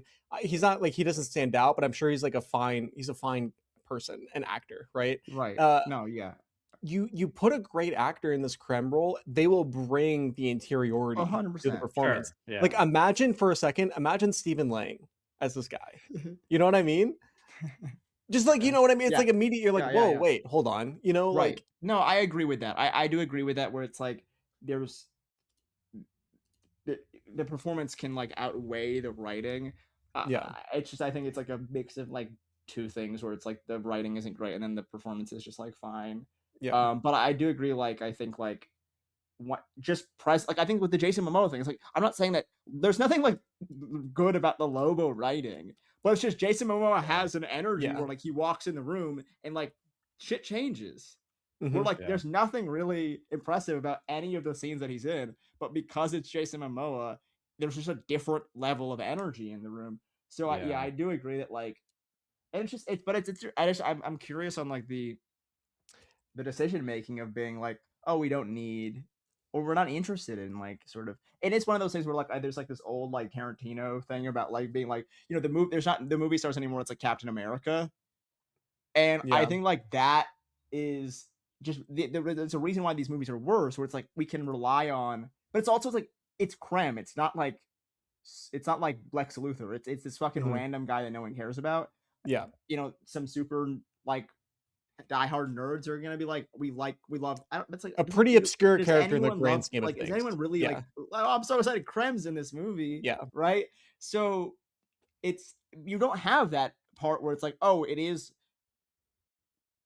Lex Luthor. I'm sort of Superman doesn't have that many great villains. I'll be No, honest. Superman has pretty great villains. Like Lex Luthor is the most iconic one. Right, Brainiac is a which pretty is gonna be iconic. the That's next, never but been in a like, movie or anything. Going to be in the next movie. Fucking yeah, what's his name from Justice League? Not the evil like Dark the Side. Dark oh, Side. Oh, Which okay, was that's what the Zack Snyder movies were right. building up to. Dark That was Side going to be was their in this, Thanos. Was yeah. Dark Side. Didn't But get there, he doesn't but have like that's not really a great. I mean He that's a doesn't really Justice League have villain. great. But Yeah, I'm thinking about like Superman and not Superman. Batman and Spider Man have like so many great guys, and then yeah, like I was yeah. like Superman's got like he's got Superman one like dude. He's he's got got like one. Bizarro, which is It's just like like yeah. yeah, but then it's like okay, now I'm thinking like okay, we're doing like Supergirl villains, and I'm like, it's kind of tough. Where it's like I think like you kind of have to because of that because you don't have these recognizable antagonists, you're gonna need to do the like let's bring in some like you said Stephen Lang or someone with like some juice to Mhm. fight back. You know, Also, like, it is crazy. You did say that, oh, we're doing TV now, which again, we keep saying Supergirl feels that way. It really does. It's crazy. It's so expensive. It's crazy. We're debuting James Gunn's like, yeah, we're gonna debut this new universe. It's just gonna work. And our two main characters now that we've set up are TV actors. It's the girl from House of the Dragon, and it's the guy from the Hollywood or whatever the fuck he was in. right? And it's Yeah. like, and these are our stars for the play of these iconic characters. And it's like, I don't know, we had like Henry Cavill and fucking Dude, Ben I almost said Affleck was I almost said Batman, Ben bro. Simmons. I was like, Ben Affleck, you know what I mean? Like, I don't know. Yeah. Well, also it's like okay, well, it's interesting too. I think as well because it exists. Like again, I talked about like this movie. These things are coming out in 2026, and across the not even across the hall, it's literally in the same damn building. Freaking Robert Pattinson is Batman. Yes. Yeah. It's like Crazy. it's like, dude, what you? I mean, what I one of the great living actors is doing a really good job as Batman, and you are coming out there and you are just you're not even throwing punches. It's like, Yeah. but it's also like it's the sort of the problematic element of like this Also, sort look of at the cast of the Batman right, movie. Too. right. Colin Like, Farrell is that's but the thing. Colin Farrell Penguin. It's like it's good. right. Where it's like that stuff feels like it looks like a movie. It feels like a movie. Like it because it has that like there's a pedigree and there's a vision and it's not like that movie's any of my favorite movie, but like it It's Can a you? movie though. so much Yeah. more of a Yeah. movie than any of the stuff we're doing, and it's just like kind of very silly the fact that like they're both under the same company. Remember when Arnold Schwarzenegger was the Mr. Freeze, Mr. Freeze, Freeze? Mr. Freeze, awesome. Like Thanks is a decent peak of his cast. Jim fame, Mr. Jim Freeze. Like Carrey, Yeah. Riddler, Tommy Lee Jones, Two Face. all in the same movie also. Yeah. Right. Yeah, I don't know, man. Like, but like Val Kilmer was Batman. Mhm. Yeah. Christian Bale, remember him? Christian Bale was How a could we villain in a forget? Thor movie. Oh, jeez. That's true. Yeah, he was. He In Um, was. a really I bad think one, but Cillian Murphy was Yeah. Scarecrow. oh He yeah. was. That was also like before he was Sure, Cillian Murphy, though. but that's a in hit. the That's sense a that hit. he, That's a why hit. not? Yeah. They hit on that. It's also like Yeah, I I mean guess that's we that's wouldn't be good like one. complaining if they cast some guy we never heard of and they were like, "What the fuck is like the greatest performance ever seen?" But like it's like, oh, this is the guy was fine. He was Yeah. fine. She was fine. This guy was fine. And it's like, so that's where it's like it actually doesn't really matter who they are or where they come from. But when you're only casting people without the sort of pull, and they aren't delivering post because it's kind of like this thing where like we have $200 million and we're gonna kind of be cheap a little bit, and it's like okay if you're gonna be cheap you better know where to look. Or you better know what you're Yeah. buying. And it kind of feels like it's like, yeah, this is just like acceptable. Like, for if Millie Alcock was this TV Supergirl, no one would bat an eye. And that's something against Yeah. her. It's It just would be a like, pretty expensive TV show, but the expensive TV shows are the thing now. That's like that's where the return is on right. Yeah. investment. Well, Um, I think it's interesting like comparing it to like Star Wars is right now. And like it's like like Pedro Pascal is the like Mandalorian. Obviously, it was like before he was big, but like just another like Game of Thrones adjacent guy, just doing this like TV show Star Wars thing. And like they could totally like, I mean, the CW show stuff is like a different like universe and world and like time, but like they could totally do like they could do like Supergirl the show with like a big like Game of Thrones budget, and it wouldn't Yeah. be actually probably the same stuff. It'd be like literally the same thing. It it would would be the probably same thing we're be doing now. it would probably look pretty similar too. I cannot get like the ending of this movie is really is like so like ugly sludge, like Right. slow And they motion hit the CG. Mad Max fucking he's behind the shot behind Lobo. It's like, come Yeah, on, dude. it really is, and this is like this is not a very nice thing to say. It really is aesthetically in line with The Flash. I think Yeah. I said this to you guys after I saw it before you saw it, where I was like, The Flash might be a better movie. And I no, but can't here's my get thing. down with that. I can't get down with that, bro. My thing is like The Flash has some. It's not good. It's like really bad. It's so bad. The thing about The Flash is like it has some balls, bro. It like goes for it. What does this movie go for? You know Right. what I mean? I Like fair. That I movie's mean, like you could argue that needle drop is going for something. right, did you see right. Craig Gillespie said him and James Gunn talked about 45 different songs to potentially do for that Like, scene? Like Like why? how is this the one you landed on? I, It's interesting too because it's like it kind of feels like when we're talking about like test screenings and stuff, where it's like no one has a no one has like a fucking a plan or an idea or a vision, and then like let's just like fucking test a million shit, and it like becomes a sort of Frankenstein thing, where it's like I mean I'm curious on the sort of like I mean the decision making of hiring Craig, and are people pitching on this? Are they going reaching out to people? Because like there had did no one come and be like this is my vision for Supergirl, or is everyone like what do you want me to do, man? Okay. Or like this guy's like I saw something where it was like Craig Gillespie he didn't want to read the source material, like he didn't want to like pull from the source material. It's like what did you want to do, man? Like what was your I'm just it's like I haven't really listened to or like looked into too much of him talking about the movie, but it doesn't feel like something he cares too much about, or like it's like it's just a it's like oh it's this is the new gig, this is a hot gig, James Gunn's looking for middle-aged white guys to make movies. That's me, like I'll let me put my ring in the hat, and then I yeah, got just picked. like I got a picked. career Oh, guy okay. with a I job, gotta you just go know. make. I guess I gotta make a movie now.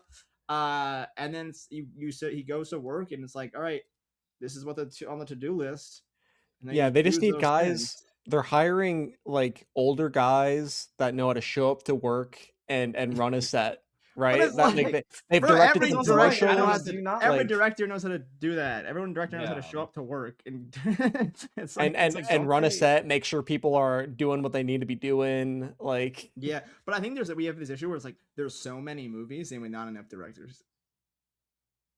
yeah, maybe. Where it's But it's like, also like, I don't know. but also I do think like there are out there. I just think it's like we do the same guys, and it's like we said, like this guy needs to go fly fishing. Like my thing here's the thing though, it's not just about directors though. I I think that know, we focus on that a lot. right? And like directors can't get good anymore. There's no more, there's no more John Fords. But granted, like not even just super geniuses. There's no more fucking like anybody, right? That's like real. That Right. from like before Yeah. Because the we have new a Hollywood handful of movement. new Like people, but I think like ultimately like we're really holding on to like old fucking farts.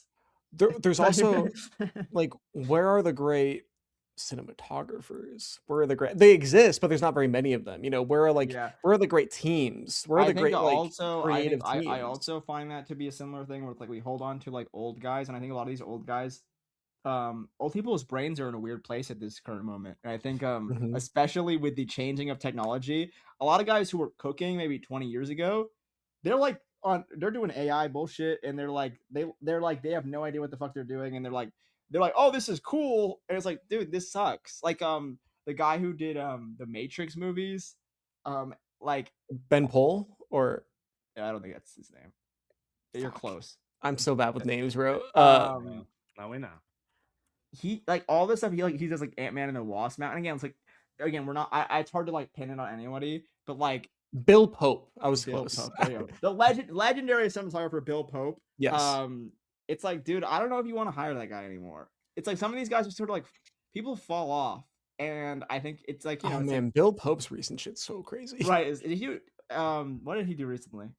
Well, Send I Up was don't the last movie, but he did How to Train Your Dragon remake. He did Unfrosted, Ant-Man and yeah. the Wasp, Quantumania.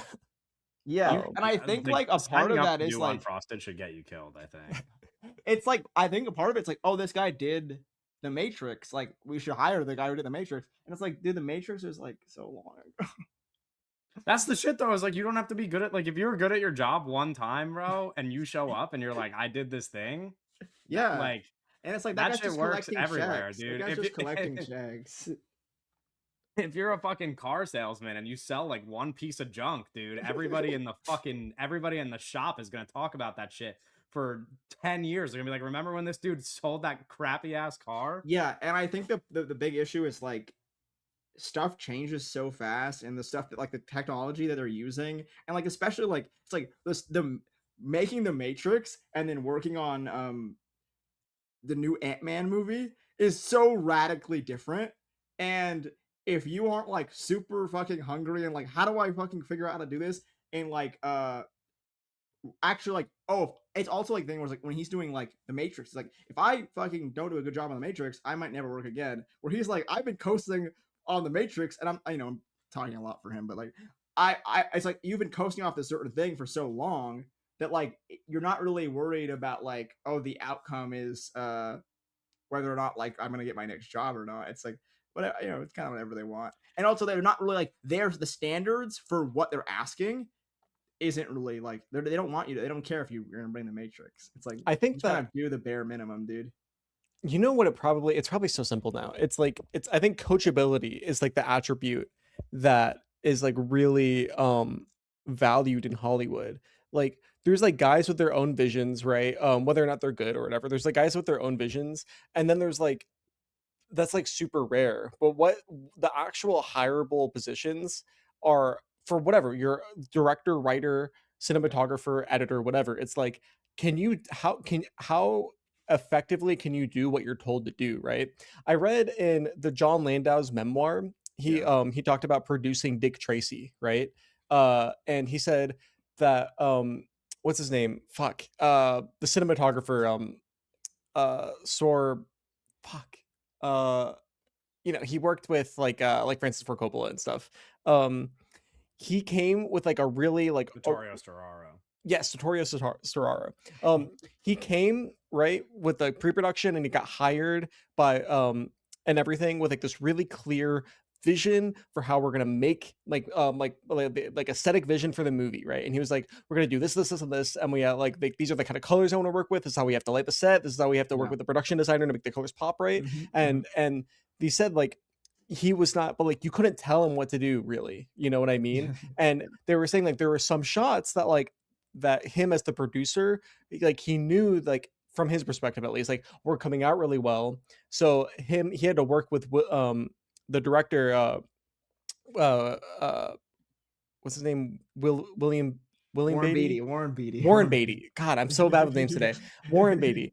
He had to, like him and Warren Beatty had to figure out a way to frame how they were saying things during the watching the dailies to make Willie Storaro to go back and relight things or do things differently without telling him directly like, hey, we need to do things differently, because it's like he's showing up on set like being like, this is how I'm going to do things, which is Mhm. how, when you have a talent like that, bring them on.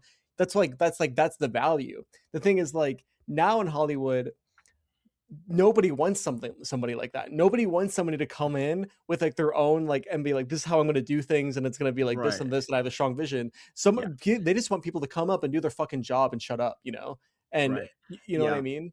And I think too, like with these sort of cinematographers that are aging, I think like naturally you're getting less ideas as you get older. So it's easy to be like, yeah, I mean, I really had like ideas of like how I wanted to do things back then, but now it's like I know how to do everything. I've done the rounds, so like whatever you need from me, cool. Um, yeah, I don't know. I think like there are definitely some really interesting guys working today, but I think like Well, somebody like Mukti it's Pram, he didn't it's come out of Hollywood though, right. or like he was like doing interesting things like in fucking like Thailand or Singapore, right? Thailand, yeah. And Thailand, and like shooting like a ton of stuff, like doing like trying to be like having to be Right. inventive and on the fly. Yeah, but I also I think like and I don't know what Mukti Prom's like on set, but I also don't. It's like when you're thinking from a James Gunn's perspective, it's like one, does he even know who that is, and two, like does he think that bringing someone like that on is valuable? Like does like because They you have might a think certain bringing amount of someone like that on would just make the set harder, would right, muck things up. but I'm also like it's like you have a certain amount of resources, albeit like you have a lot, but like it's not infinite, right? So it's like what as me being James Gunn, like what do I think is worth my time? And it's interesting because I don't know. I kind of don't know what he thinks is valuable because I'm talking about like the cinematographer, the writers, the actor, like everything feels like he thinks like it doesn't really fucking matter. Like or like kind of like we can get by doing like but also at the same time, it does feel like one of those things where like he's talking about Millie as like, oh, this like this great discovery that I. It's sort of like one of those things where it's like, um, I can bring anyone to be this character. I can bring anyone to be the writer. Sort of because it's so like the James Gunn show where it's like I think if it's we talked about this with Craig Gillespie and these directors sort of not outshining James Gunn, but it almost starts to get to be like anybody. It's like the act you can't bring in Ben Affleck as Batman because then it's the Ben Affleck show, and people are like, oh, like I want to see Ben Affleck Batman. Where he wants it to be, I want it to be James Gunn Batman. Where you Bro, kind of have to do that, right? Where it's like you need these lesser names because it's always the James Gunn show. And it's I interesting because think I think like Zack Snyder never lost. Like it always still was the Zack Snyder stuff, even mhm. without like these like big. It was all but like I don't know. There's some like weird like that's the sort of energy I get with James Gunn where it's like I need to be the star and I'm going to maybe put the everything in sort of harm's way for that sort of pursuit. Who are the crazy people on set for these DC movies? You know what I Crazy mean? people. No, because like I think You need crazy you people. need a just a little bit of insanity, right? Like think about, do you remember Ben Affleck Jason talking about, Momoa. well, sure, Jason Momoa is a crazy person. He's kind of like an evil person, but that's a good point. Jason Momoa is kind of a crazy person. That's true. But like, do you remember? I'm not sure. He might be the crazy person outside of this movie. But do you remember Ben Affleck talking about Batman and prepping for Batman and how he's going to direct his own Batman movie, and how when it all fell apart afterwards, he was crying in interviews because he was like, I just couldn't crack it. I just couldn't get like the Batman. Like it was just, it defeated me. It was like, is there anybody like that involved in this where Right. they're like they're super talented, right, and they're freaking the fuck out because they're like, I have to figure this out, I have to put everything into this, right? Right. Even though it's not worth, like, it wasn't worth it for Ben Affleck to do that because it just fucking fell apart and everybody hated it, but like he still, you know what I mean, he was like, I Mhm. have to do. Who's doing that?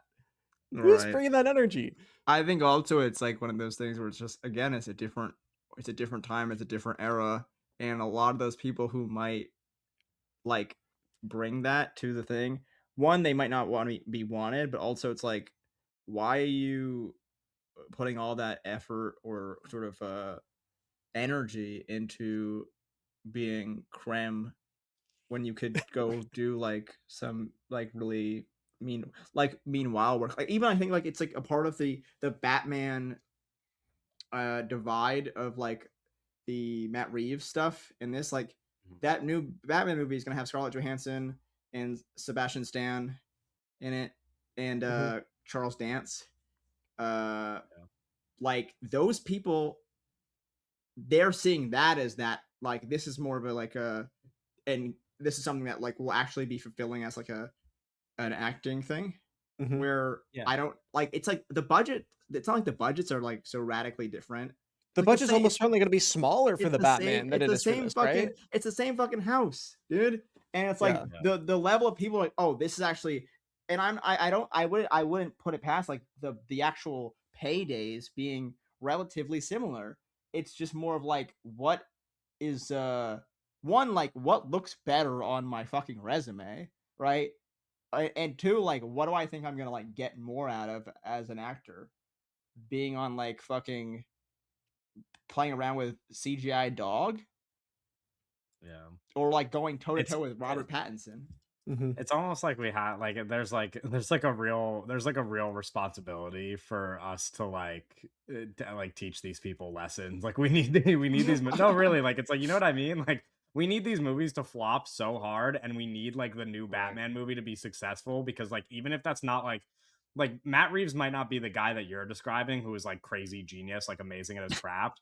But like at He's the end of good the though. day, But there's a it's like gap, bro. that's like a Yeah. director who has a vision, which is like where this conversation started. And if Right. they could just like learn that, even like with something more like we talked about Backrooms a couple weeks ago, and we all agreed that like Backrooms would probably just be even better if they didn't put handcuffs on Kane Parson, like if they just like let him do the Yeah. thing.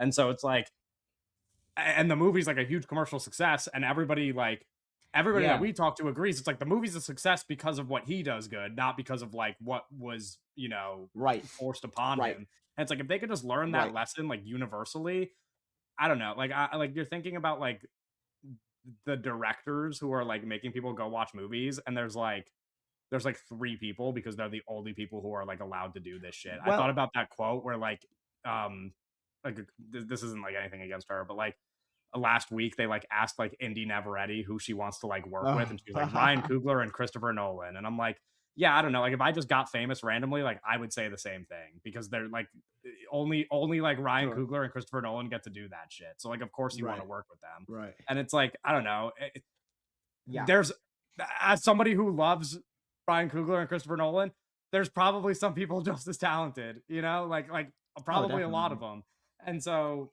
Ryan I don't Coogler, know. there's more talented guys out there. That's not they don't Yeah. have resources though. No, You yeah, know what that's I what I'm mean? saying. And it's Yeah. like if they could just like learn that, like I don't know, like people just like the Batman. Like the Batman like has like staying power where it's like that's a movie that people are just gonna Yeah. talk about 10 years from now. If all you Right. care about is like reviving IP or whatever the fuck is gonna like make you money in the like the problem with like doing something like Supergirl is like what like even if it clears like that bar of like okay we're gonna make our money back, like we're gonna like be a profitable production, like what is actually like the long-term value in investing in something like Supergirl versus like the long-term value of investing in letting Matt Reeves do Batman. And it's like Right. the answer is that letting Matt Reeves do Batman is going to be more profitable for you over X amount of years into the future. Mm-hmm. And if you just like kept doing that shit, then like people would just like Yep. those movies more. Like it's I've like that's just the result of those movies is that people like Yeah. them.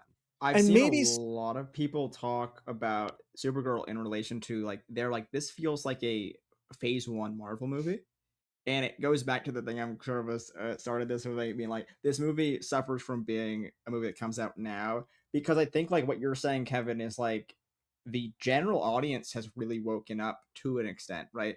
In the last few years, where like the director has never been more important in terms of the marketing and the public sort of thing. I felt like even like 5 years ago, people were like, "Who gives a fuck who's directing this new superhero movie?" And now people are like, "Why is Andy Muschietti making my Batman movie?"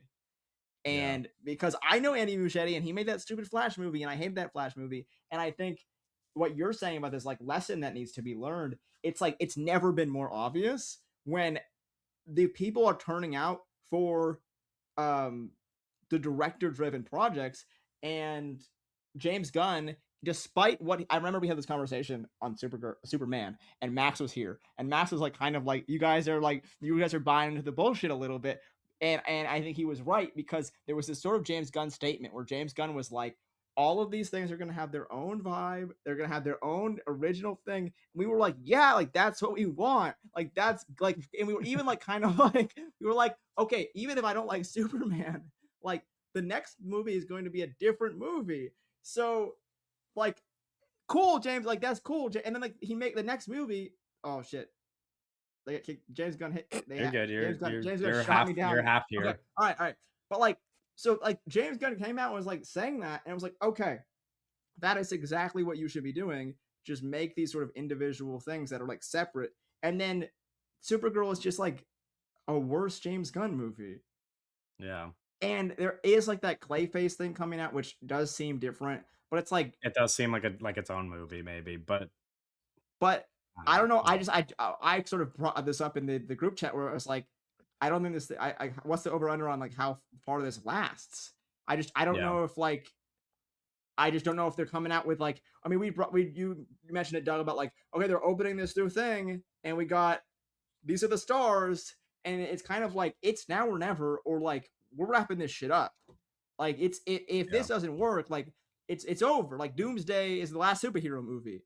It's just we're not doing this anymore, and it doesn't feel like they're really coming out like it's sort of like it's the fourth quarter and you're playing like it's the first quarter. And it's like the game's almost over. We gotta win, or it's just the game's over. Yeah. And we're really not the sort of pace and the sort of the energy that we're coming out with is like, oh, like what do you expect was gonna happen with this Craig Gillespie Supergirl movie? It's frustrating when we see it and they don't. You know, it's like But I feel like the fourth quarter analogy. It's like James Gunn is Mitch Johnson, dude, and he just won't put Dylan Harper in, bro. No, yeah, no, it's like what are we time. doing? Like it's time, bro. It's like we're watching at home. No, and Dylan Harper is on the Dylan Harper bench. to play. Dylan Harper's on the bench watching fucking De'Aaron Fox miss layups, and Right. that's like, and it's like, you know, your grandmother who's never watched the game is sees it. Everyone at the game sees it. The announcers see it, and somehow the only person who can make the decision doesn't see it. And you know what? In both scenarios, there's politics at play. It's money, bro. Yeah. It's like, how do we sit our $55 million a year player? It's like, how, like they don't give a fuck. Anyway, that's Supergirl. That was good. This is one of our better episodes. That was a great conversation. That's Supergirl, bro. Shout out James Gunn. Shout out Craig Gillespie. It's time to fucking. You guys see Dumb Money? Dumb Money? Yeah, I did. Yeah, I did see it. How was that? I kind of forgot that that he Craig directed Gillespie it. directed that. Yeah. James Gunn was watching Dumb Money, and he's like, you know what? Yeah, that movie's not good. I found one here. Unfortunately. I Tanya's like whatever, I guess. My life is Tanya. Kevin Abstract loves I haven't seen Tanya. Lars and the Real Girl. But anyway, I know people like that movie. Supergirl. We're gonna talk about some news before we wrap up. I'll remind everybody to share some feedback. If you like listening to us talk about Supergirl, you could like, comment, and subscribe on YouTube. You could rate the episode on Spotify and Apple Podcasts, and you can follow us at all of the links in the episode description. We'll start with the news that I hinted at earlier. Craig Gillespie is in talks to direct sci-fi thriller Homewreckers starring Glenn Powell. I don't know if this is one of the Glenn Powell projects that we talked about on the pod however long ago when like a bunch of them were announced. I don't think it is. I think this is just like... It's not like the Firefighter movie or anything like that? No, like I think this is just like a sci-fi thriller that was like out there with Glenn Powell attached already, and now they've like attached Craig Gillespie to it. But I mean, we've said this multiple times, like it's over. You guys, I was gonna say, you guys holding any Glenn Powell stock still? It's fucking over, dog. I don't know. Like it's like we have Dua Lipa's boyfriend now. We don't need him. No, genuinely, yes. I'm happy. I sold pretty early, man. Even when like during Hitman, I was like, I don't know about this, guys. Like the thing, Glenn Powell to me is like, he's like Kyle Pitts, you know what I mean? Like Like I'm not Right. gonna This I'm is not gonna gonna be the year, draft dog. him. This is gonna be the I'm not year. no. The thing is, my relationship with Kyle Pitts now is like I'm not gonna draft him. Like I'm gonna let some other idiot do that. But one day, man, when that shit works out, it's gonna be like I'm gonna be like, oh, like it's Like, like duh, like, it just took obviously. it just took longer than you expected, Yeah, who but is the like Bruno Caboclo? 2 years away from being 2 years away? yeah, That's sort of, that's what's going on with That's Glenn, Glenny right now. Just right? 2 bro, like years away from 20 being 2 years away. bro, the 2036 Glenn Powell, that run, you're not even ready for it. Like Yeah, Bro, man, he's but gonna he's hit his he's too old, stride, dude. He's gonna be like, oh, yeah, he's gonna be, like, really great. He's gonna really hit it when he's 50 years old. Yeah, he'll yeah, be and the next 47, and dude. the next Top Gun reboot when he He's Yeah. when It's like, Hangman bro, this is uh now or never. No, but it's like, what if Glenn Powell wasn't meant to be the young, like hot, Right. hunky movie star, Glenn Powell and was like meant to be, he like like, fit, he's more of like a third option, like it's yes. like he kind of right. ages and then he grows into like, oh, here's the guy who like, He's like What if he's like no there. what if Glenn Powell wasn't meant to be he's like the Aaron number one Gordon. guy? He was meant to be a third option. Genuinely, that is what Tom Cruise kind of said, but like Tom Cruise said it way nicer to him when Yeah. Glenn Powell almost rejected Top Gun Maverick. Right. Yeah. Yeah. Like Yeah. Yeah. It's just weird. Like I mean, uh I think the one thing, but I don't know, like it's even that would be like a one-off thing. Like I've seen some conversation about like the movie that seems to be brought up every week, which is the American Psycho Luca Guadagnino movie. And I've seen some talk about that being like a potential Glenn Powell, who knows about that thing. And it's like that would be exciting just because it's like he's working with a very talented filmmaker. But again, I look at that sort of idea and I see the world where like he does that movie. It's like, oh wow, Glenn Powell is really great in that movie, and he goes back to working with Craig Gillespie and bullshit. And it's like, it's sort of like the Robert Downey Jr. thing, where it's like, he did Oppenheimer. Wow, we loved Oppenheimer. Now you're fucking Doctor Doom. And it's like, what was the point? What was the point, man? Like, so I don't know. I worry that like even if we like get like one of those things, we're like, oh wow, this is a really cool thing for Glenn. I just worry that like he, you know, he's in his ways. He's found his sort of thing, and even if it's a yes, sort of uh an he's in that TV outlier. show. He's in that TV show where he plays the football player. Oh right, Yeah, he's doing multiple Yeah. seasons of that. really? He is doing multiple Yes. seasons of that. Yeah, doing multiple seasons of that. Season 2 on the way or whatever, or Yeah, season that's 3. I don't even know where they are now. yeah, That's yeah, a that's great his like that's thing. an all time sort of like TikTok shorts, like Instagram Reels show. Yeah. Yeah. Shout out. This next piece of news, you won't know most of the people in this cast. The notable names are that Charles Melton and Michael Gandolfini are joining Matt Damon and Sandra Oh in the Daniels' upcoming film. The other actors are a bunch of like young actors who you guys would not Was know it by name. Keanu Reeves that was originally on for this, but then dropped out, or No, Ryan Gosling. No, it was Ryan Gosling? it was Okay, Ryan Gosling. Yeah. Yeah. But yeah, Matt. You know what's interesting about this is like we all like Charles Melton, Mhm.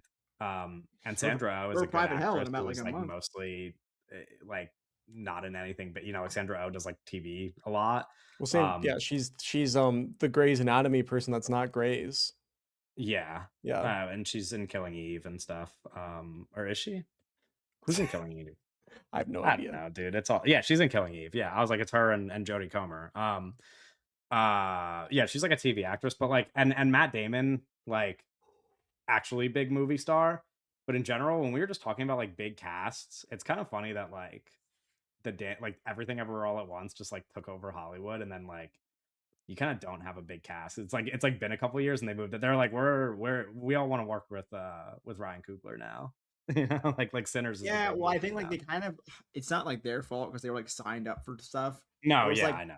they had that big hit and it was like, oh, I signed this Now I gotta go contract work to on Loki or I whatever. gotta go Yeah, direct Yeah, TV yeah. for 2 years, and they really like, it's a different world.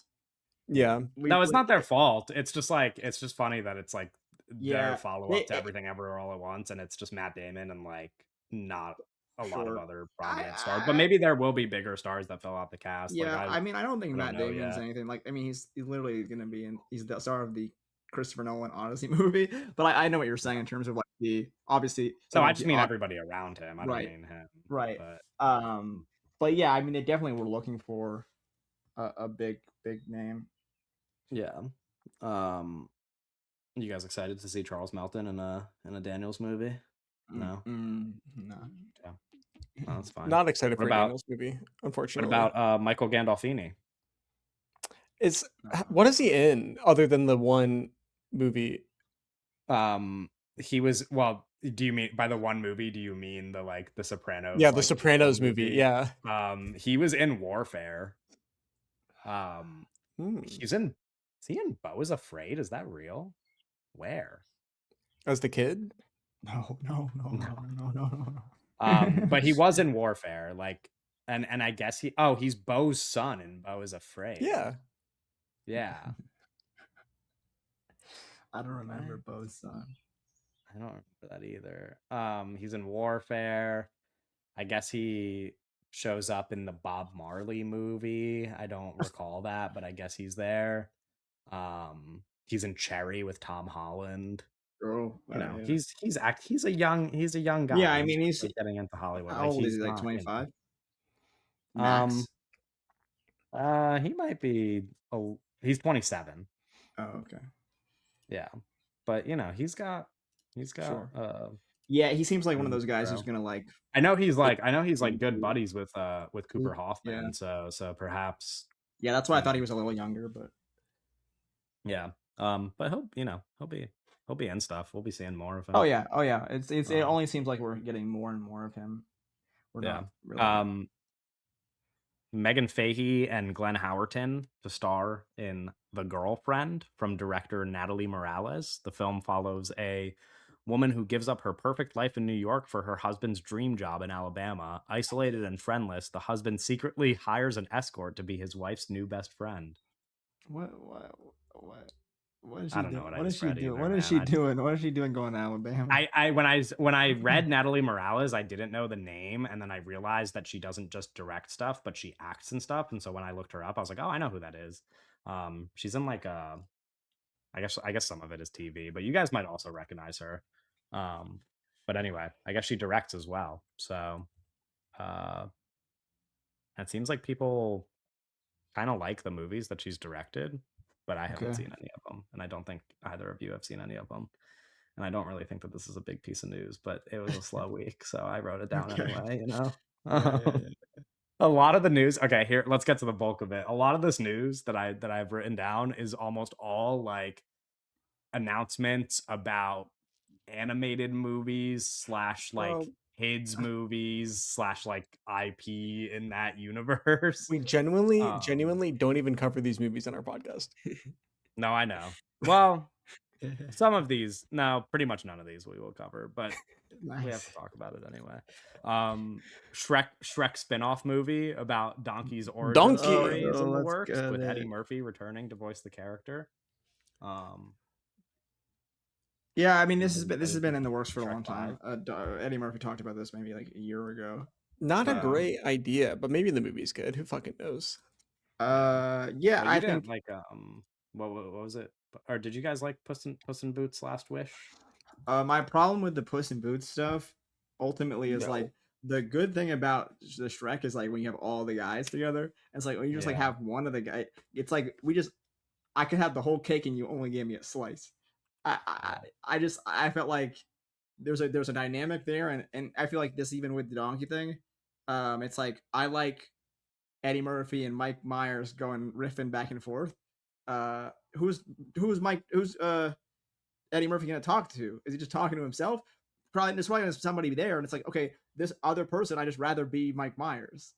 You just have, you know what I'm? It's like he's gonna be talking to somebody, and we're gonna have to either get like someone really awesome to be whoever is gonna be in the dog. Like I just like who, you know, that's just my thing. Where it's like I think the reason why like there's the sort of almost lightning in the bottle thing with the casting in Shrek, where like Antonio Banderas, Mike Myers, Eddie Murphy, that trio is you can't really get better than that in terms of what we're doing here.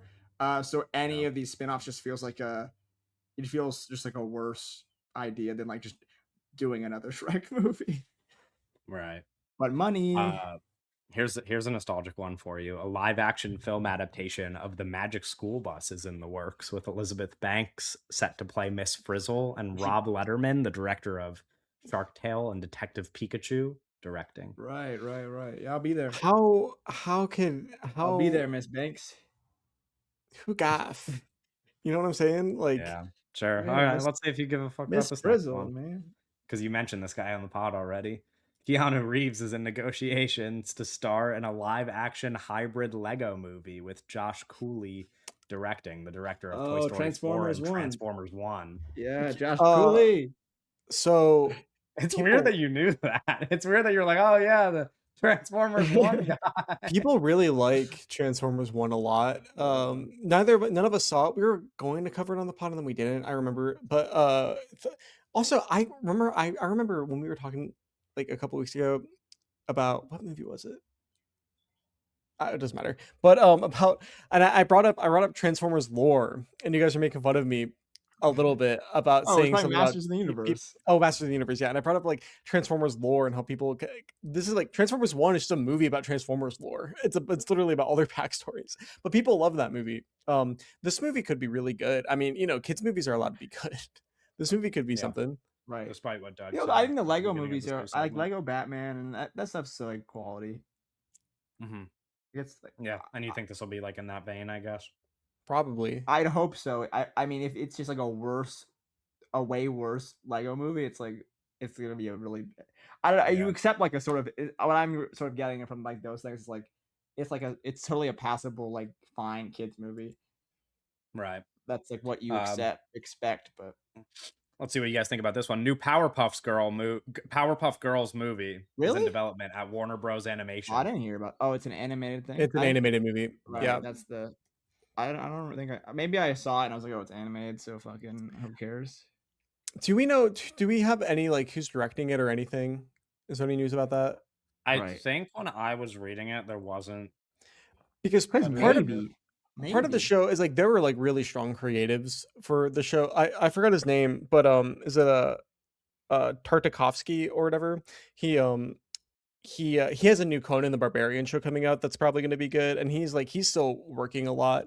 But he didn't create the Powerpuff Girls, but he directed a lot of the episodes for it. Like he really worked closely with that show, and I think that's part of why it was really strong. Well, so Um, based on what I'm reading, the studio Warner Bros. Said that the film is in the works, but stressed that there's no deal in place. So okay, I don't think anybody's attached to it yet because it hasn't been like properly greenlit. It's all just right, Okay. in the works. okay. Yeah. So one of Um, those like floating so we don't around. really, yeah. So we don't really have Do you have the the actual information. you have the news, right? We'll see. I saved the best for last as far as Okay. animated movies Oh, well, go. is there a This is live action thing in there? no. You want to bring that up Yeah, we next? did we talk about the Sea of Thieves thing last week? I think so. I feel We like talked about it off pod. I feel We like talked about it in our well, group 'cause chat. I don't think we did. I don't know what you guys I don't covered think on we the did news last Did week, we? but I think that piece of news is last week's news. Like that Okay. should have been I last don't week's know if news, but I mean, sorry for the redundancy of the back-to-back podcast if we did talk about this, but I really don't think we talked about this. And I was thinking about this when you brought up the Powerpuff thing about how there's like no director or anything like attached, and it's sort of like floating around and like who knows because it's is it Dustin or I don't know the order. It's Daniel Cretton, the Dustin Destin whatever. Daniel Cretton, Dustin, my boy. Dustin Daniel Yeah, Cretton. He's producing the yeah, Sea of Thieves movie, which is interesting. And like he has a company or something. There's some level of that, but that's all we know. And we talked about this off pod, but I don't remember bringing yeah, this up on the thing. So I thought that was worth bringing up as I think this is we talked about a few weeks ago about the Ridley Scott pirate movie Treasure Island, and yeah, now it's Sea of Thieves. So yeah. we're throwing more darts at the board, and hopefully one of these is really great. I saw a lot of like, I mean, it's like Twitter comments, so it's like the worst place in the world. But there's a lot of people talking about like, isn't it just like Pirates of the Caribbean? We already have Pirates of the Caribbean, and it's like, when's the last time there was a Long good one. Pirates of the Caribbean movie? Also, like, why can't you make other pirate, like it's just so stupid. I think Yeah. like but I also think like when you look at that stuff, it's like that's sort of what these executives, that's what their brain is kind of like. It's like we have pirate, there's those pirate movies that people like, which is it's funny because like people like those pirates movies, so why not make more pirates movies? Is what where my brain goes. But it feels like Yeah. people have kind of been like, oh, there's that's the only thing pirates, so let's not touch it because it's like it's a weird like you're actually the opposite is true where you should be making pirates movies because there's clearly an audience for this stuff. And Sea of Yeah. Thieves has both. I think Pirates itself is like that's just IP. You can just do pirate stuff and like people will go because like oh it's a cool pirate movie. But also it being a game is more IP. So I think there's a chance, like best case scenario, this is a huge movie. But we just got to know more about it, and I'm Yeah. excited about I mean, how the many? potential of it, but I'm expecting to get burned. Yeah, but like, how many? You know, World War II movies do they make? They Right, do. They right, do a World War II movie every year. Dads are gonna show up to the theater every right. time. You know, Yeah, it's such it's a like weird. that's a money Pressure. printing machine. It's such a Yeah, weird Pressure like just came out, dude. That's what I thing mean. to It's like you could be just keep doing that. They're right. spamming the button, and Yes, yes, and you that could should just keep. You could just spam it with pirates, and right. people It's will just a watch. silly thing to be like. I don't know, and especially like with the. It seems like Disney has no idea what to do with the future of Pirates of the Caribbean because it's like you can't really use Johnny Depp. It's like so they're at a weird like where do we go? Yeah, And there's been like rumors like I remember like a while back it was like oh like Margot Robbie. It's like it's 2020. I don't know. Like I feel like that's asking to flop. I don't know. It just feels yeah, like if you got a really strong, you got a really strong team behind that. If you're just like okay, Margot Robbie's gonna take over. Um, but I think like there's it looks like we're finally catching up to the idea of like oh like people like pirates and we should make pirate movies again. yeah. Hopefully they're any good. Yeah, it's funny you mentioned Disney. I didn't actually include it in the news, but I had written down how there was a piece of news about how Disney tried to buy both James Bond and Twitter.com before Elon Musk bought Oh it, really? which is interesting. Yeah. That's a different reality, I guess, but James um Bond. yeah, but we don't have to talk about James Bond more on this podcast. There's another piece of James Bond news, and I was like, man, we could just like we could just Every week. until James Bond gets announced, we're on hiatus from bringing up James Bond. Any piece of news that's like this is what the casting might be, we're not touching that anymore. The last piece of animated news I was going to mention that I was saving for last was Timothy Chalamet and Selena Gomez will star Yeah, in Illumination's next animated film titled Not Alone, which is yeah, described as a highbrow rom com in the vein of films like Pixar's Up, whatever. which I wouldn't describe as a highbrow rom com, Quick but check, quick check. wait, what? Man, fuck Timothy Chalamet, dog. I That don't. the Calci ad The altered his Kalshi brain. ads, bro. That's so bad. Yeah, literally, no, fuck him. Fuck that guy, dude. I don't They care. keep playing it during the World Cup too. They're playing it Really? constantly. Yeah, that's on Yeah, all the time. You guys talked last week about uh, Artificial being dropped by Amazon. Did yeah, you mention that Mubi and Neon are pursuing Yeah. it now, or Yeah, was yeah, that not yeah. part of the conversation? Okay, I think so we Yeah, then did. It wasn't a bel very in-depth conversation. I think we all three of us have learned I more believe about we this. did. Yeah, I'm really fascinated about the I don't think we talked about this last week where they were like, it goes there, it makes you feel bad about the world. And yeah, I'm like, oh, yeah, this might be it. Right? This might be the movie. This might be like right, it's I just feels like Yeah, ultimately whether it's like the greatest film or not, it feels like a very defining cultural artifact that like I really yeah, can't wait to for it to exist in the world publicly because even the fact that like no one wants to touch it and they're like yeah it makes you like feel bad and like it makes you feel like the world's gonna fucking end is awesome. I think that's so yeah. sick. If he sticks the landing, this is like movie of my lifetime kind yeah. Right, of. I Where I'm recommend like let's go. if anybody the listening is curious about the artificial situation, I really recommend going and listening to the Matt Bellany's episode of The Town that came out last week. Now, if you've listening to this here, where he talks about it, it's like 30 minutes long, and he just talks about this whole situation. Because Matt Bellany has read the screenplay and he's talked to people that have seen the movie. So he has like a, and the person he's talking to is somebody that wrote a biography on Sam Altman. So that he's like, there's kind of a lot of more like context going on over there. But basically, yeah, they're saying like the movie is really about fucking Sam Altman sucks. You know, it's a really like fucked up Yeah, movie about how Sam Altman is like an evil, greedy guy that's trying to destroy the world, basically. that's um, so awesome. That's also like lining up to be what's his name's like performance of his career. Garfield is playing Andrew Garfield. Oh Garfield's playing yeah, him, right? Andrew Yeah. Garfield. That's like Yes. career AG, let's defining do it. Let's material go. right there. Which is funny because they're also like comparing it to The The Social sh- Network, which he's just in. So Yeah. it's funny that he would be in both of the them. Social Network is like you need to compare it. Is like the obvious comparison, and they were saying how like uh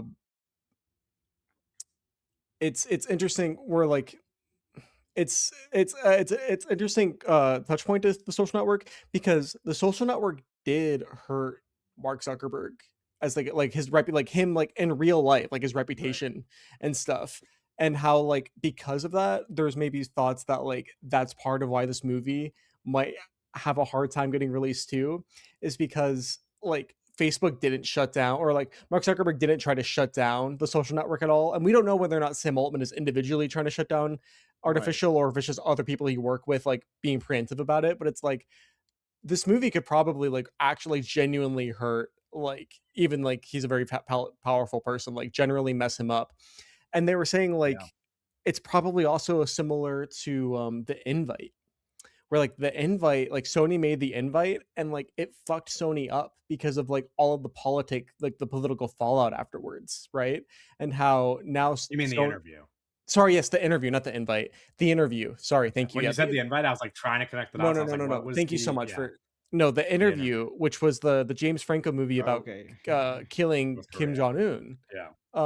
Right, and how like that movie, like the political fallout from the movie, fucked them up so bad, and they would never ever do like touch something like with a Right. 10-foot pole, and how this could be a similar situation to that, where studios are looking at that and being like, well, we don't want to like suffer like political fallout from, you know what I mean? Right.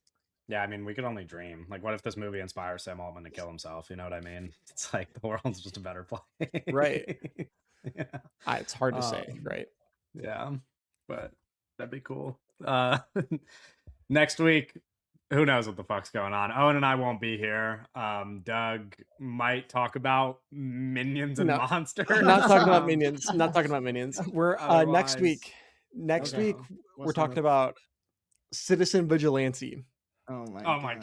god. Next week we're talking With about who? With who? it's alone. It's a solo podcast, just Okay. me. We're talking about Okay. we're talking about Citizen The ramblings Vigilante. of a madman next We're talking week. about here's the thing.